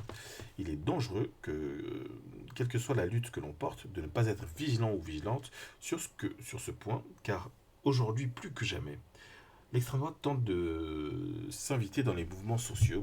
On l'a vu avec les tentatives de récupération des Gilets jaunes ou de détourner à son profit des luttes qu'on pense toujours ancrées à gauche, comme la question écologique ou celle des violences faites aux femmes. Il est bien entendu tentant de laisser la lutte contre les mouvements nationalistes aux groupes antifascistes, car c'est un combat bien souvent ingrat, chronophage et politiquement risqué, à cause de questions mal posées comme celle de la violence ou celle de la liberté d'expression. Qui est toujours l'excuse donnée par Musk. C'est pourquoi l'un des défis pour les groupes antifascistes d'aujourd'hui, c'est de réussir à sensibiliser les forces politiques qui luttent pour la justice sociale et pour l'émancipation de la nécessité de ne pas laisser la lutte contre l'extrême droite au seul groupe autoproclamé antifasciste, ce que dans une campagne en 2014 nous avions résumé avec le slogan "L'antifascisme, c'est l'affaire de toutes et tous". Quelle est votre analyse de la situation politique en France aujourd'hui et est-ce que cela a pour vous sur la quel impact est-ce que cela a pour vous sur la stratégie antifasciste? Difficile de dire si la société française est plus raciste ou plus sexiste qu'auparavant, mais une chose est sûre, la parole xénophobe, islamophobe et antiféministe s'est libérée.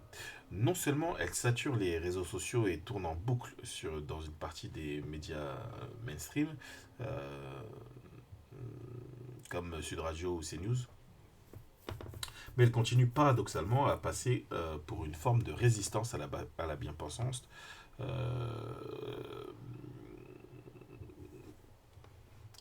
au discours établi, pardon.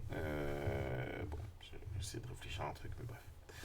Logiquement, on peut constater que la présence de l'extrême droite est de mieux en mieux tolérée, y compris de la part de celles et ceux qui déclarent ne pas partager ses idées. Il y a 20 ans, quand le FN se retrouvait sur un plateau de télé, sa présence sentait le soufre et était un événement commenté le lendemain. Aujourd'hui, ce n'est qu'un invité parmi d'autres et la petite phrase qui fera scandale ne sort pas forcément de sa bouche. Le fait que le RN, loin s'en faut, ne soit plus le seul à incarner ce discours et le délabrement dans lequel se trouvent les républicains, c'est ça surtout. Hein. En fait, on est dans une crise profonde chez les républicains, une grosse crise de leadership, avec les gens qui poussent en ayant quitté les républicains pour rejoindre le RN, etc. Bref. Ouais, la dynamique, quoi. Et elles sont nombreuses et nombreux, comme les époux Ménard, euh, par exemple, arrivés d'un grand mouvement d'union de toutes les droites, des conservateurs aux identitaires. Des titres comme Valeurs actuelles ou L'Incorrect sont clairement dans cette dynamique. Pour le moment, même si des personnalités comme Éric Zemmour ou Marion Maréchal peuvent faire consensus, il manque toujours à ce courant une figure autour de laquelle se rassembler, mais pour combien de temps?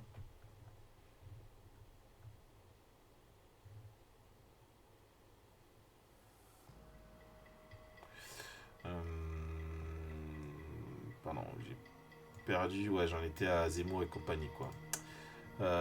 Donc voilà, il manque toujours à ce courant une figure autour de laquelle se rassembler, mais pour combien de temps?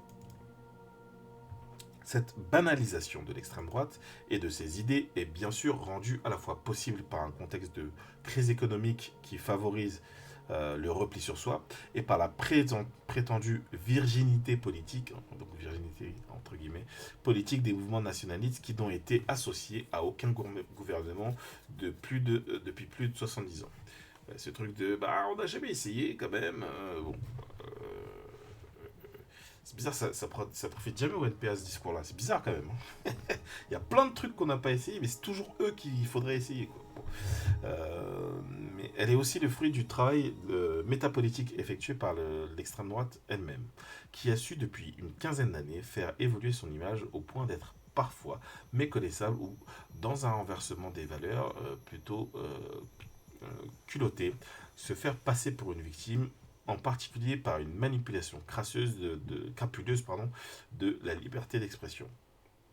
Plusieurs éléments permettent de comprendre cette tolérance à la présence de l'extrême droite dans le débat public et parfois même dans la contestation sociale. D'abord, depuis des années, à force d'être mise en pratique par les différents gouvernements successifs, de droite comme de gauche, les idées défendues par l'extrême droite ont fini par gagner un certain crédit. Oui. Malheureusement, oui. Ensuite, une sorte d'amnésie générale, feinte ou pas, voudrait faire du racisme et du sexisme des opinions comme les autres, et des partis nationalistes, des solutions qu'on n'a jamais essayées, au mépris de toute vérité historique. C'est vrai que ça a été tenté. Bref. Enfin, une grande confusion dans certains esprits, en colère, voit dans tout système, voit dans tout ennemi du système un allié potentiel, sans que ce fameux système soit jamais clairement défini, et sans qu'on se demande si on partage autre chose euh, avec cet allié. Bon. Cette situation préoccupante fait que la lutte antifasciste consiste certes à se donner les moyens de résister au climat de peur que veulent instaurer les groupes violents d'extrême droite, mais aussi et surtout à proposer des alternatives, euh, en acte pardon, à proposer des alternatives en acte aux fausses solutions du discours nationaliste et raciste, à déconstruire complètement brouillé quoi. À déconstruire les idées toutes faites sur l'antifascisme, perçu comme une opposition stérile entre deux groupes antagonistes, euh, coupés du reste de la société. Ni meilleur ni pire qu'un autre, le combat antifasciste, lorsqu'il s'inscrit dans une perspective de changement social, doit redevenir légitime. Et ce d'autant plus que de nombreux groupes d'extrême droite prétendent incarner une alternative au modèle social en place. Voilà, attendez. Je vais vous envoyer en petite pause là, il nous reste ensuite 5 pages à lire, sur la jeune garde. Donc on a vu comment est structurée la FAPA Paris banlieue, ça me parle plus. Mais notamment c'est tout de suite dirigé vers le terrain, etc. Là où ailleurs ça peut être autre chose. La Horde qui a son travail effectivement, j'allais dire idéologique, son travail de cartographie, voilà, qui est très très très important. Et on va finir avec celle qu'on appelle la jeune garde Lyon, puisque visiblement Paris avait déjà sauté. Voilà, donc on va faire d'abord une légère pause. Et ça tombe bien, on est arrivé sur la dernière musique de Johnny Jewel. Et ce qui veut dire que on va pouvoir se faire une petite pause sur du Slimka. Ça va être une pause courte, la pause c'est moins de 2 minutes. Voilà, moi je vais juste me dégourdir un peu, me servir de l'eau, et c'est parti.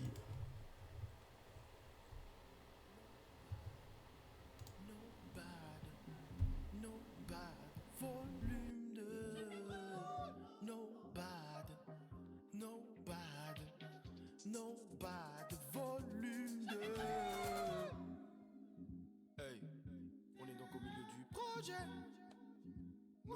2, attends, je bois un peu. Yeah, mets-toi à l'aise, pose-toi, on est là. Change de mood quand je veux.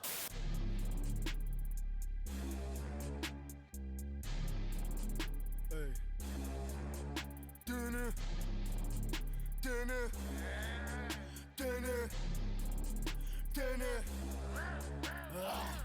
Évite de me déranger, surtout quand je suis en train de bosser. Tu voudrais que je partage, désolé je fais pas confiance à tout le monde. Pose, il n'y a pas de ristourne. Penses-tu vraiment que ce mec il se court? Non, non. Pendant qu'il y en a qui se touchent et bec.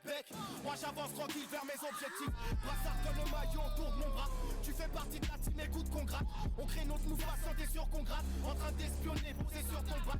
Chill dans la ville comme personne. L'ego porte des battes extrêmes. Une chemise en soie c'est pas fair play. La concu a soif, je viscère l'air.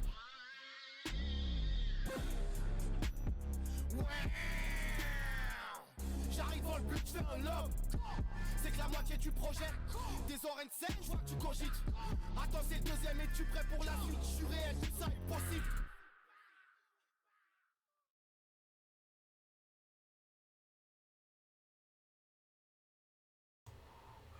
Voilà, pendant que nous revoilà, tant mieux si tu viens de découvrir, ça se tient, hein. Bienvenue à toi. Merci pour le follow. On va reprendre incessamment sous peu, d'ici à ce que je trouve un autre titre de Johnny Jewel à mettre en fond sonore. Voilà, on va le mettre avec... comment il s'appelle déjà cette chanteuse? Bon, peu importe, elle est pas notée là, bref. Allez, ça repart en Johnny Jewel tranquillement. Voilà, petite musique d'ambiance là. Pour repartir en lecture, ici même. Tiens, je peux mettre en plein écran en fait, hein. Dis donc, hein, voilà, on a quoi lire un peu mieux à l'écran. Donc la jeune garde, voilà. Qu'en est-il de la jeune garde? Quelle est leur histoire? Quelle est leur analyse de l'antifascisme? Voilà, avec qui ils travaillent? Voilà, qui sont-ils? Quels sont leurs réseaux? C'est finalement le travail fait par les deux qui ont animé j'allais dire cette masterclass, cette table ronde. Quand et comment a été créée l'organisation, quels étaient le contexte et l'intention stratégique. Donc on voit que la FA Paris banlieue c'était plutôt fin des années 2000, c'était plutôt 2010 la Horde, et donc on va voir sur la jeune garde. D'abord, nous voudrions dire que si nous prenons le temps de répondre à toutes ces questions, c'est parce que nous portons une réelle attention à ce type de projet, même si limité, car nous ne sommes pas de grands intellectuels de l'antifascisme. Pour des soucis de sécurité, nous ne pouvons cependant pas répondre à toutes les questions en profondeur. La création de l'organisation n'a pas de date précise, mais en janvier 2018, elle était debout. Ouais, donc on est vraiment sur trois périodes vraiment différentes. Euh, voilà. Et tout ça joue sur les questions qui viennent poser, c'est-à-dire l'analyse, c'est-à-dire comment tu t'organises, etc. Bon. Nous nous sommes simplement annoncés sur les réseaux sociaux, principalement Facebook, sur Facebook, mais aussi auprès des organisations syndicales ou politiques locales, comme par exemple le NPA, la CGA, la CNT, le Centre LGBTI, la CGT. Le contexte lyonnais est très particulier puisque l'extrême droite radicale est extrêmement présente. La jeune garde Lyon ne s'est pas créée d'un coup, d'un seul, mais est plutôt issue d'un cocktail entre de jeunes militants sans repère sur les luttes antifascistes abandonnées durant quelques années à Lyon. Euh, voilà, c'est simplement nature is healing, n'est-ce pas? Euh, donc abandonnés pendant quelques années à Lyon, et des militants plus vieux avec beaucoup d'expérience à transmettre. Ok, ils ont vraiment un truc intergénérationnel. Ok. Côté fasciste, à notre création, le bastion social est déjà bien en place, mène des offensives violentes à l'encontre de la population lyonnaise, au moins une attaque par semaine dans le quartier de la Croix-Rousse, historiquement de gauche. Voilà, historiquement populaire, quoi. Ils maintiennent aussi des actions de propagande plusieurs fois par semaine, récolte alimentaire, tractage, collage. Et tout ça à découvert.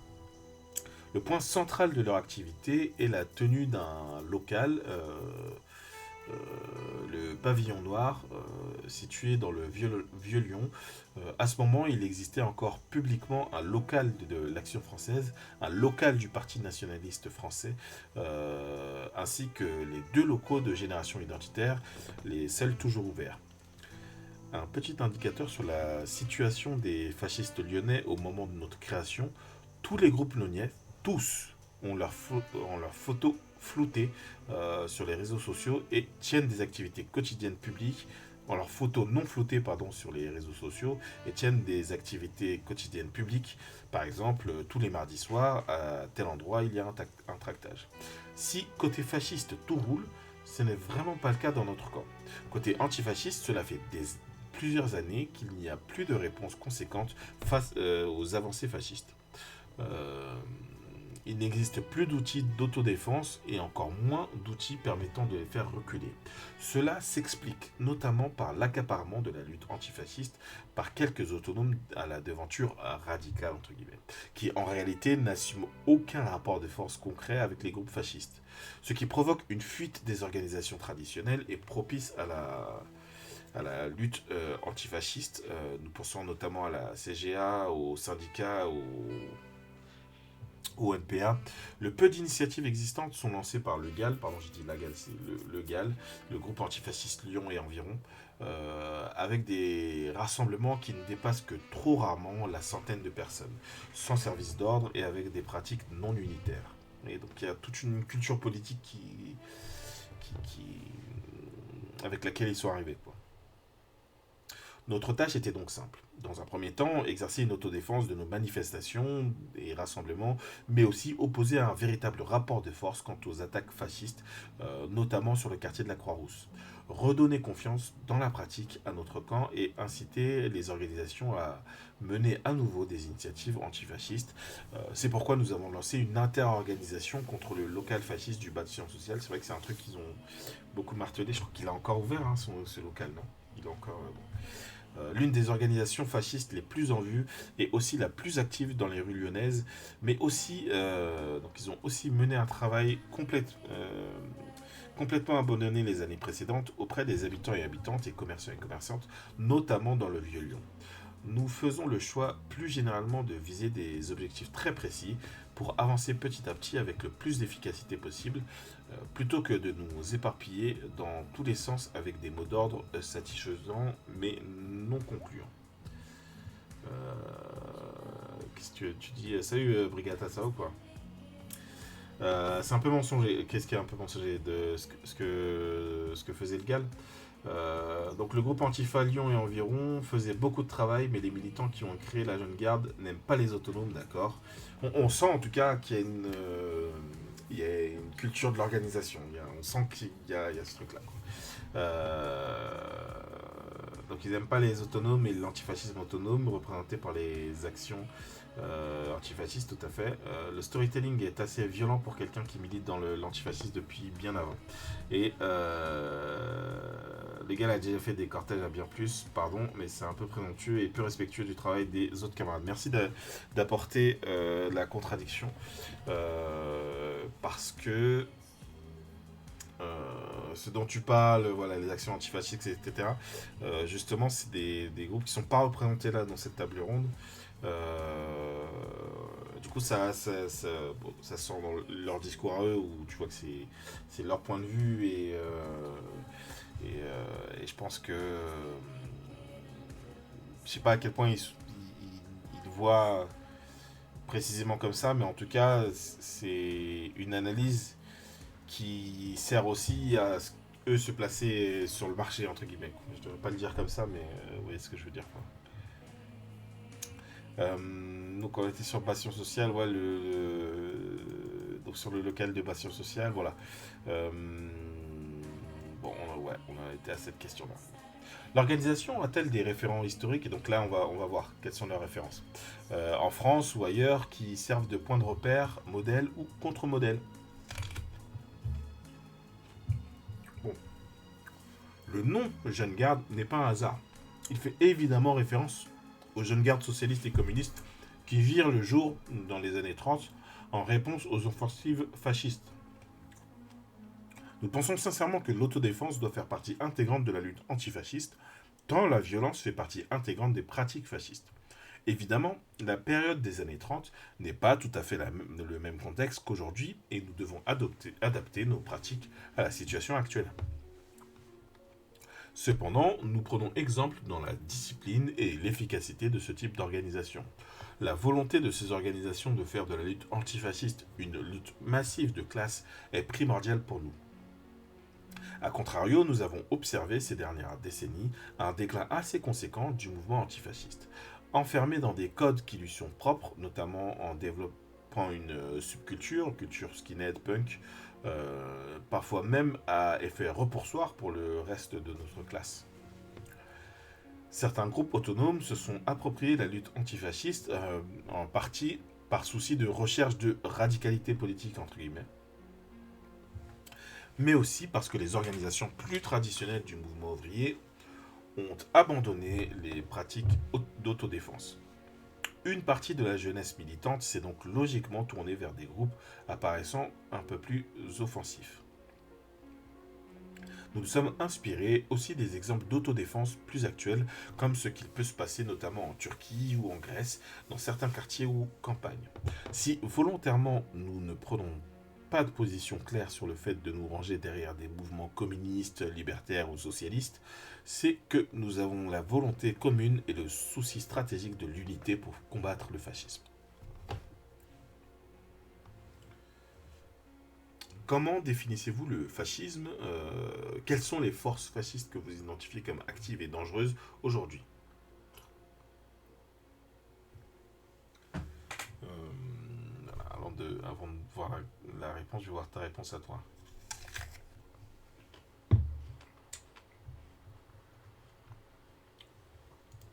On peut être en désaccord avec mon analyse, évidemment, oui, c'est sûr.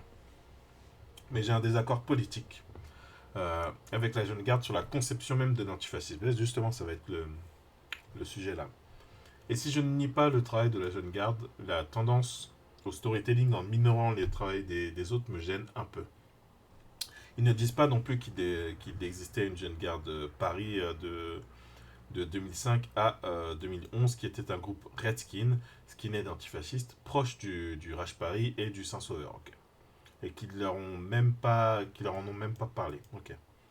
Toi, je savais pas. Merci d'avoir pris le temps de lire mes commentaires. Ouais, c'est normal. Qu'importe un autre son de cloche. On est là pour ça, on est là pour voir ce qui est dit et en discuter ensemble.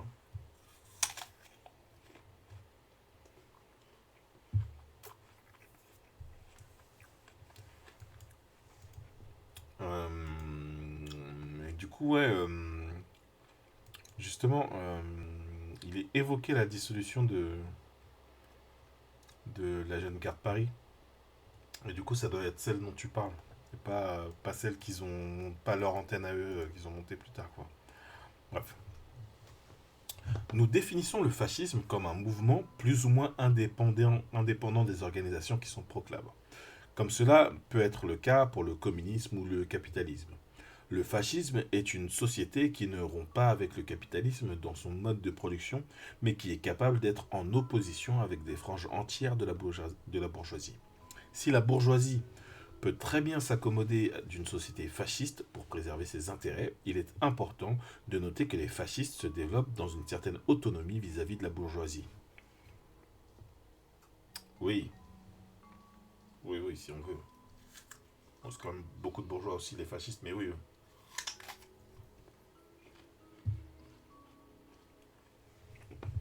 C'est-à-dire leur organisation est autonome, mais leur composition n'est pas complètement sans lien avec la bourgeoisie, quoi, bref. Une des priorités des fascistes est la question raciale et l'épuration ethnique. Que ce soit à travers une religion, une couleur de peau, une langue, des fois un peu tout ça en même temps. Par exemple, en France, il y a l'idée de retrouver ce qui serait vraiment français, entre guillemets. Les fascistes entendent les blancs, si possible catholiques. Si le racisme est un élément incontournable pour les fascistes, ils s'attaquent aussi aux luttes de l'émancipation sociale et à tout ce qu'ils considèrent comme déviant. J'aurais mis des guillemets, moi, mais bon. C'est pour cela qu'ils s'opposent férocement aux droits des femmes, des LGBTI. Les fascistes veulent une nation qui ne rencontre aucune opposition en son sein. J'aurais perçu une nuance avec cette définition-là. Parce que, en fait, le fascisme, c'est vraiment. Merci pour ton follow, Skull1349. C'est vraiment une idéologie, j'allais dire, de l'ordre et de la mort, quoi. Mais il y a une question de l'ordre. Et donc, dans la question de l'ordre et de la hiérarchie, ouais, il y a une question de la hiérarchie. Il y a la hiérarchie raciale, tout à fait. Tout à fait, c'est vrai que c'est un moteur important, moi je dirais central, etc. Mais ça veut pas dire que c'est le seul. Et là, ils disent pas que c'est le seul, mais on sent Red de rouge-brun.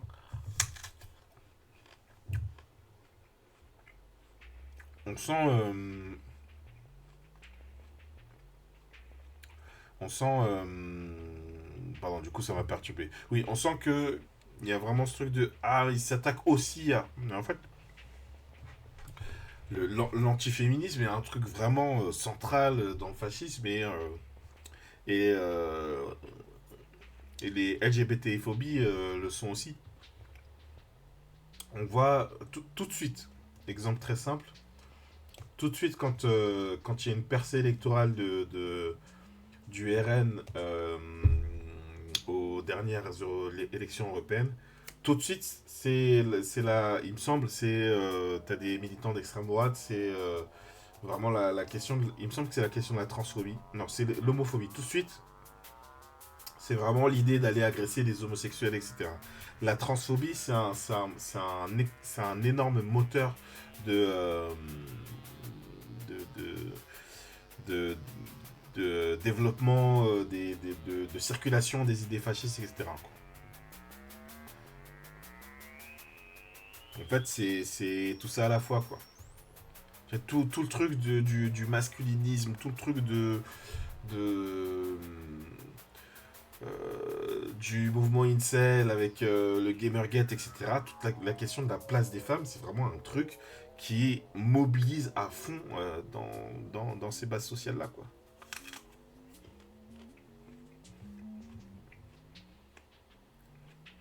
Les fascistes veulent une nation qui ne rencontre aucune opposition en son sein. Bon, j'ai vu. L'aspect antidémocratique est aussi évidemment central. L'utilisation de l'appareil d'État pour le contrôle des masses est poussée au plus haut niveau.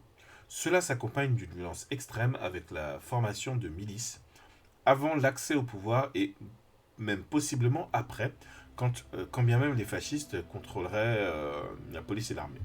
C'est vrai. Une des caractéristiques importantes du fascisme est qu'il est forcément massif, au sens où il... Pardon.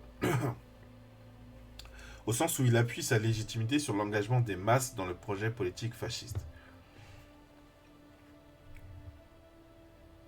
Là aussi, j'aurais des nuances, quoi. Qu'est-ce qui est massif, qu'est-ce qui n'est pas, de quelle masse on parle, etc. Je pense à... Ça s'appelle aux États-Unis. La question de masse, c'est à la fois une réalité, à la fois... bon... L'extrême droite en France, c'est beaucoup d'électeurs. C'est une incapacité à mettre des gens dans la rue, quand même. Il y a des groupes qui sont actifs, effectivement, qui sont ceux contre lesquels luttent ces groupes antifascistes-là. La Jeune Garde, la FAPA et banlieue. Mais c'est des chiffres beaucoup plus faibles. Et le mouvement ouvrier dont il parle, sur lequel je disais moi-même, donc sur lequel je suis d'accord sur l'analyse qui est faite des difficultés du mouvement ouvrier, même dans ces difficultés-là, c'est un mouvement qui arrive à mettre tellement plus de gens dans la rue, c'est pas comparable.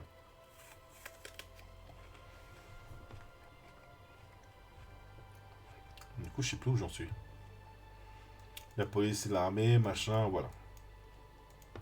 La bourgeoisie actuelle, dans une démocratie libérale, n'a pas besoin forcément de s'appuyer sur les masses en dehors des échéances électorales, alors que le fascisme, si. Aujourd'hui, aucune organisation, pas même le Bastion social ou Génération identitaire, ne peut prétendre au fascisme, car il n'y a justement pas ce mouvement de masse. C'est pour ça que je ne sais pas sur ce critère-là.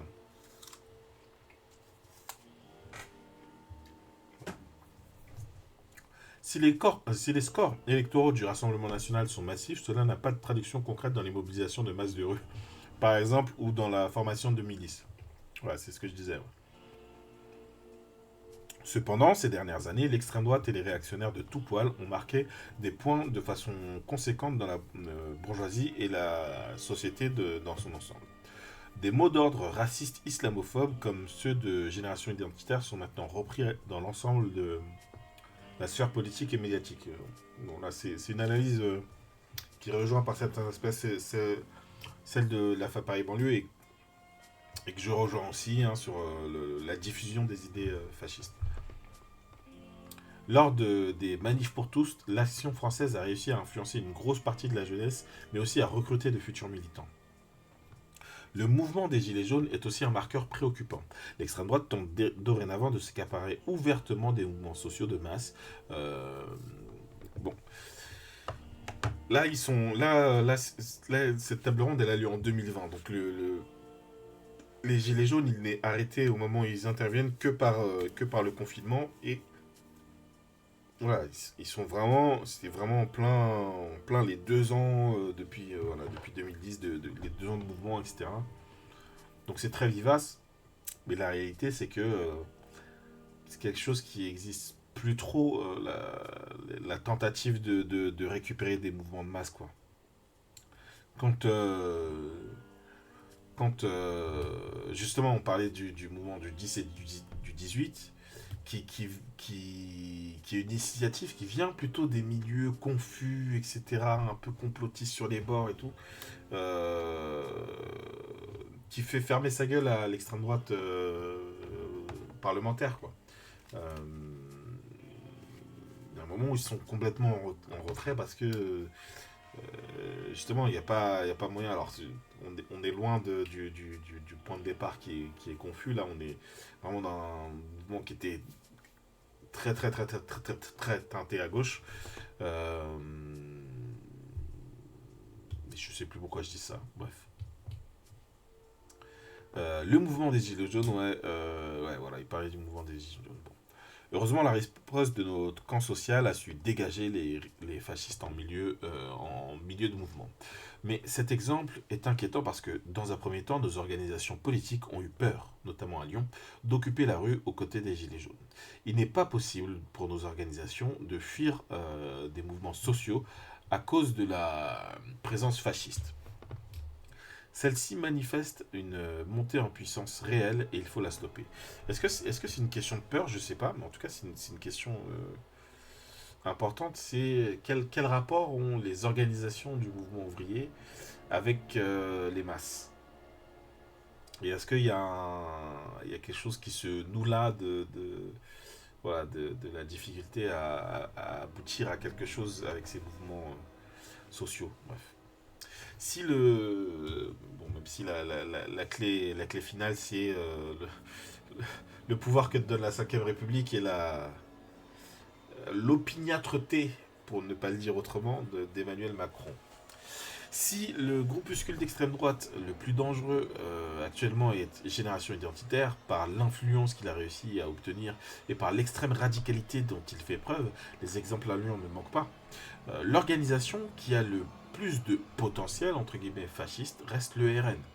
Tout simplement parce que c'est l'organisation d'extrême droite la plus proche du pouvoir. Le RN pourrait très bien s'en tenir au maintien de l'échiquier actuel, avec évidemment une accentuation ultra forte de l'appareil répressif de l'État, de la violence, du racisme, etc. Mais il pourrait aussi devenir le fer de lance d'un mouvement fasciste si tout à coup les masses venaient à s'emparer de ces programmes. Quelle horreur. Bon. Quels sont les groupes et organisations avec qui vous êtes en contact, en réflexion commune, agissez en commun, y compris au niveau international, pour des mobilisations ponctuelles ou de façon plus durable? Notre pratique antifasciste se caractérise par un travail unitaire. Je trouve que c'est bizarre de les entendre parler d'unitaire. Bon, c'est qu'ils sont invités là, hein, mais du coup, enfin, c'est beaucoup du discours sur soi, sur son histoire, etc. Voilà, encore une fois, c'est des questions qui leur sont posées, hein. Voilà, je vais pas dire que eux cherchent ça, mais du coup, il y a un truc un peu ironique. Bref. Euh, bah, du coup, je dis ça, mais ouais, travail unitaire, une sorte de front unique. Alors, on demande d'où vient cette expression. Bon, une sorte de front unique, c'est pourquoi nous participons et nous activons fortement dans l'interorganisation lyonnaise fermant les locaux fascistes. La liste des signataires est plutôt large avec les organisations syndicales et politiques classiques du mouvement ouvrier, mais aussi des acteurs associatifs moins politiques et pourtant soucieux de la présence de l'extrême droite. Nous ne rentrons pas plus dans le détail de cette question pour des soucis de sécurité. Mais nous avons vocation à travailler le plus largement possible avec toutes les organisations qui se... Ils ont dit, bon, on va pas vous dire avec qui on bosse, mais on bosse avec tout le monde, hein, vous inquiétez pas, vous posez pas la question. Euh, donc avec toutes les organisations qui se réclament de l'antifascisme et même celles qui ne s'en réclament pas, mais qui sont de fait objectivement des alliés antifascistes, organisations antiracistes, féministes, LGBTI, etc. Nous sommes évidemment attentifs aux idées véhiculées par telle ou telle organisation, mais nous sommes aussi très attachés aux pratiques qu'une organisation peut exercer concrètement. Par exemple, nous pourrions être en désaccord sur le fond avec certaines organisations, mais dans la pratique, notamment au sein des interorganisations, nous pouvons tout à fait travailler avec elles. Voilà. Où ça, Red de Rouge. Moi, j'ai pas bien compris la. Salut au fait, McCowboy, hein, je ne t'ai point salué. Comment voyez-vous la relation entre la lutte antifasciste et d'autres combats antiracistes, féministes, syndicaux, écologistes? Souvent, quand ils posent cette question, en fait, elle est déjà répondue. Hein, la question, elle est vite répondue. Parce que c'est des organisations qui font ce lien et ce travail-là de manière très évidente, c'est très ancré dans leur boulot. Euh, nous considérons logiquement que la lutte antifasciste ne peut être déconnectée des luttes pour l'émancipation sociale. Nous avons conscience que le fascisme ne pourra être anéanti que si nous sortons d'une société de classe, sans quoi le fascisme réapparaîtra sans cesse. C'est pourquoi nous tentons de lier nos luttes aux antifascistes, aux luttes sociales en général. Nous considérons l'antifascisme comme un outil d'autodéfense de notre classe. Cela passe par la participation à d'autres mouvements que le mouvement antifasciste, mais aussi par la création, j'ai l'impression de relire les textes précédents, mais aussi par la création de liens directs avec les habitants et habitantes de nos quartiers, afin de ne jamais être déconnectés des réalités de notre classe. Plus notre camp social engrange des victoires, qu'elles soient syndicales, antiracistes et antipatriarcales ou écologistes, plus cela participe du recul de l'extrême droite. A l'inverse, notre camp encaisse des défaites plus notre camp encaisse des défaites, plus cela laisse de la place à l'extrême droite. Cependant, si nous voyons la lutte contre le fascisme de façon large et globale, d'un point de vue stratégique, nous pensons que les organisations spécifiques à cette lutte doivent se focaliser principalement sur les outils de l'extrême droite, à savoir ces organisations, médias et personnalités politiques. Sinon, le risque est de s'éparpiller sur de nombreuses tâches qu'une petite organisation autonome ne peut régler d'elle-même. Et qui sont prises en charge par d'autres organisations spécifiques ou alors, dans l'idéal, par un parti ou une organisation massive qui permet de lutter sur tous les fronts. Très concrètement, lorsque nous participons par exemple à un rassemblement écologique, nous tentons de lier cette question à la situation de l'extrême droite. Qu'est-ce que l'extrême droite dit à ce sujet qu'est-ce qu'elle entreprend, etc. Notre rôle en tant qu'organisation antifasciste est de sans cesse lier les luttes que l'on mène ou auxquelles on participe à notre vocation spécifique, à savoir de constituer un véritable obstacle à l'extrême droite en somme, faire de l'antifascisme. Quelle est votre analyse de la situation politique en France aujourd'hui et quel impact est-ce que cela a pour vous sur la stratégie antifasciste? Nous pensons avoir répondu en partie dans les questions précédentes, oui, c'est sûr. Et répondre à cette question pourrait prendre énormément de temps. Nous avons aussi des avis divergents. Je pense qu'ils ont dû être un peu frustrés là. Bon, bref.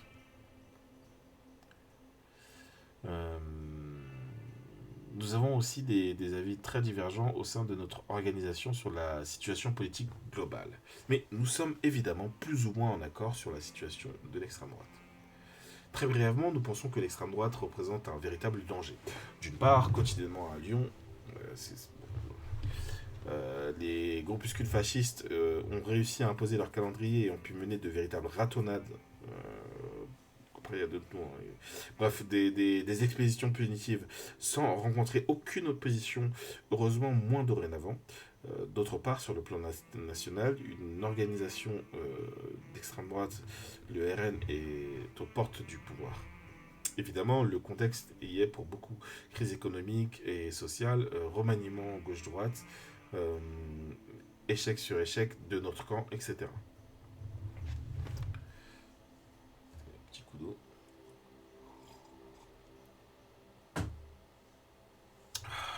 Bon, dernière ligne droite, les gens. Dans le même temps que l'extrême droite s'impose électoralement et aussi culturellement à travers les idées qui sont maintenant reprises par une bonne partie de la société, des franges commencent à particulièrement se radicaliser. Le nombre d'agressions en tout genre a considérablement augmenté, mais plus grave, les projets d'attentats terroristes deviennent très concrets. Sur le plan international, c'est une course à la radicalité de la part de toutes les extrêmes droites. Les attentats terroristes menés par des organisations comme Daesh ont aussi permis aux fascistes locaux d'assumer une radicalité bien plus importante qu'auparavant. Nous pensons que stratégiquement, il faut maintenant se concentrer sur l'objectif de détruire ou au moins d'endommager les outils qui permettent la progression de l'extrême droite en menant notamment des campagnes qui peuvent paraître très simples, comme la fermeture de locaux fascistes. Bien évidemment, fermer un local fasciste ne détruit pas l'extrême droite dans son ensemble, loin de là, mais à travers une campagne très précise, nous pouvons pointer de nombreuses questions politiques bien plus globales, antiracisme, combat de classe, féminisme. Mais oui, je suis assez d'accord, et même c'est bien pour se sentir en confiance de ne pas commencer sur trop gros, quoi. De ne pas dire tout de suite, allez, on va interdire le RN. Voilà. Bon. Nous, oui, j'en étais bien là.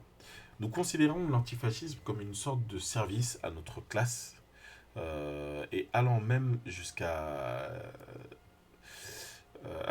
la survie pour notre camp social et politique. Si jamais le fascisme venait à voir pleinement le jour, alors il sera particulièrement difficile de s'en remettre. C'est une lutte en réaction. Et pour cela, elle doit sans cesse rechercher l'unité dans notre camp, dépasser les projets de société clairement définis par des organisations politiques comme le communisme, l'anarchisme ou autres. D'un point de vue stratégique, nous ne pouvons nous cantonner à pratiquer l'antifascisme sous le seul prisme d'un parti ou d'une organisation politique. L'unité doit être un objectif concret pour cette lutte à court et moyen terme, notamment dans un but de massification de l'antifascisme et d'efficacité concrète.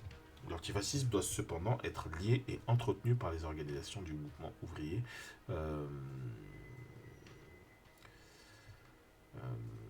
sans quoi elle devient petit à petit une simple lutte morale ne visant plus la défense de nos intérêts de classe. Bon, voilà, ça termine par un discours de classe de ouf, quoi.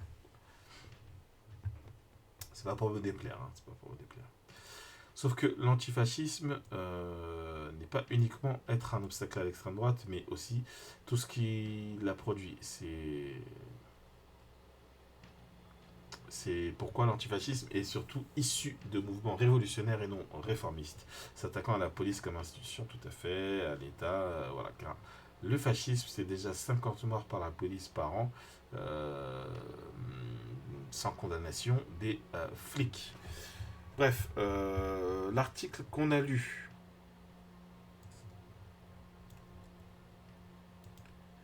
il se retrouve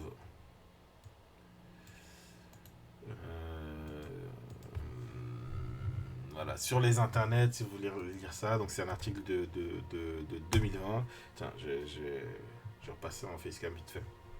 Voilà, c'est un article de 2020. C'est intéressant de voir d'avoir des portraits croisés de différentes organisations antifascistes. Bon, il y avait plein de trucs où j'étais pas trop en désaccord, je vais le dire comme ça, pas trop en désaccord avec ce que disait la jeune garde, mais voilà, là où j'ai senti le plus d'accord, c'était vraiment la FAP Paris-Bourget. Je sentais qu'il y avait un truc qui me parlait plus, quoi. Je vous ai copié le mouvement. C'est plutôt ça que je vais vous mettre. Voilà, c'est la revue Mouvement, effectivement, mais voilà, c'est retrouvable de ici. Si vous n'êtes pas pratique de l'antifascisme, vous allez retrouver ça a priori. Voilà.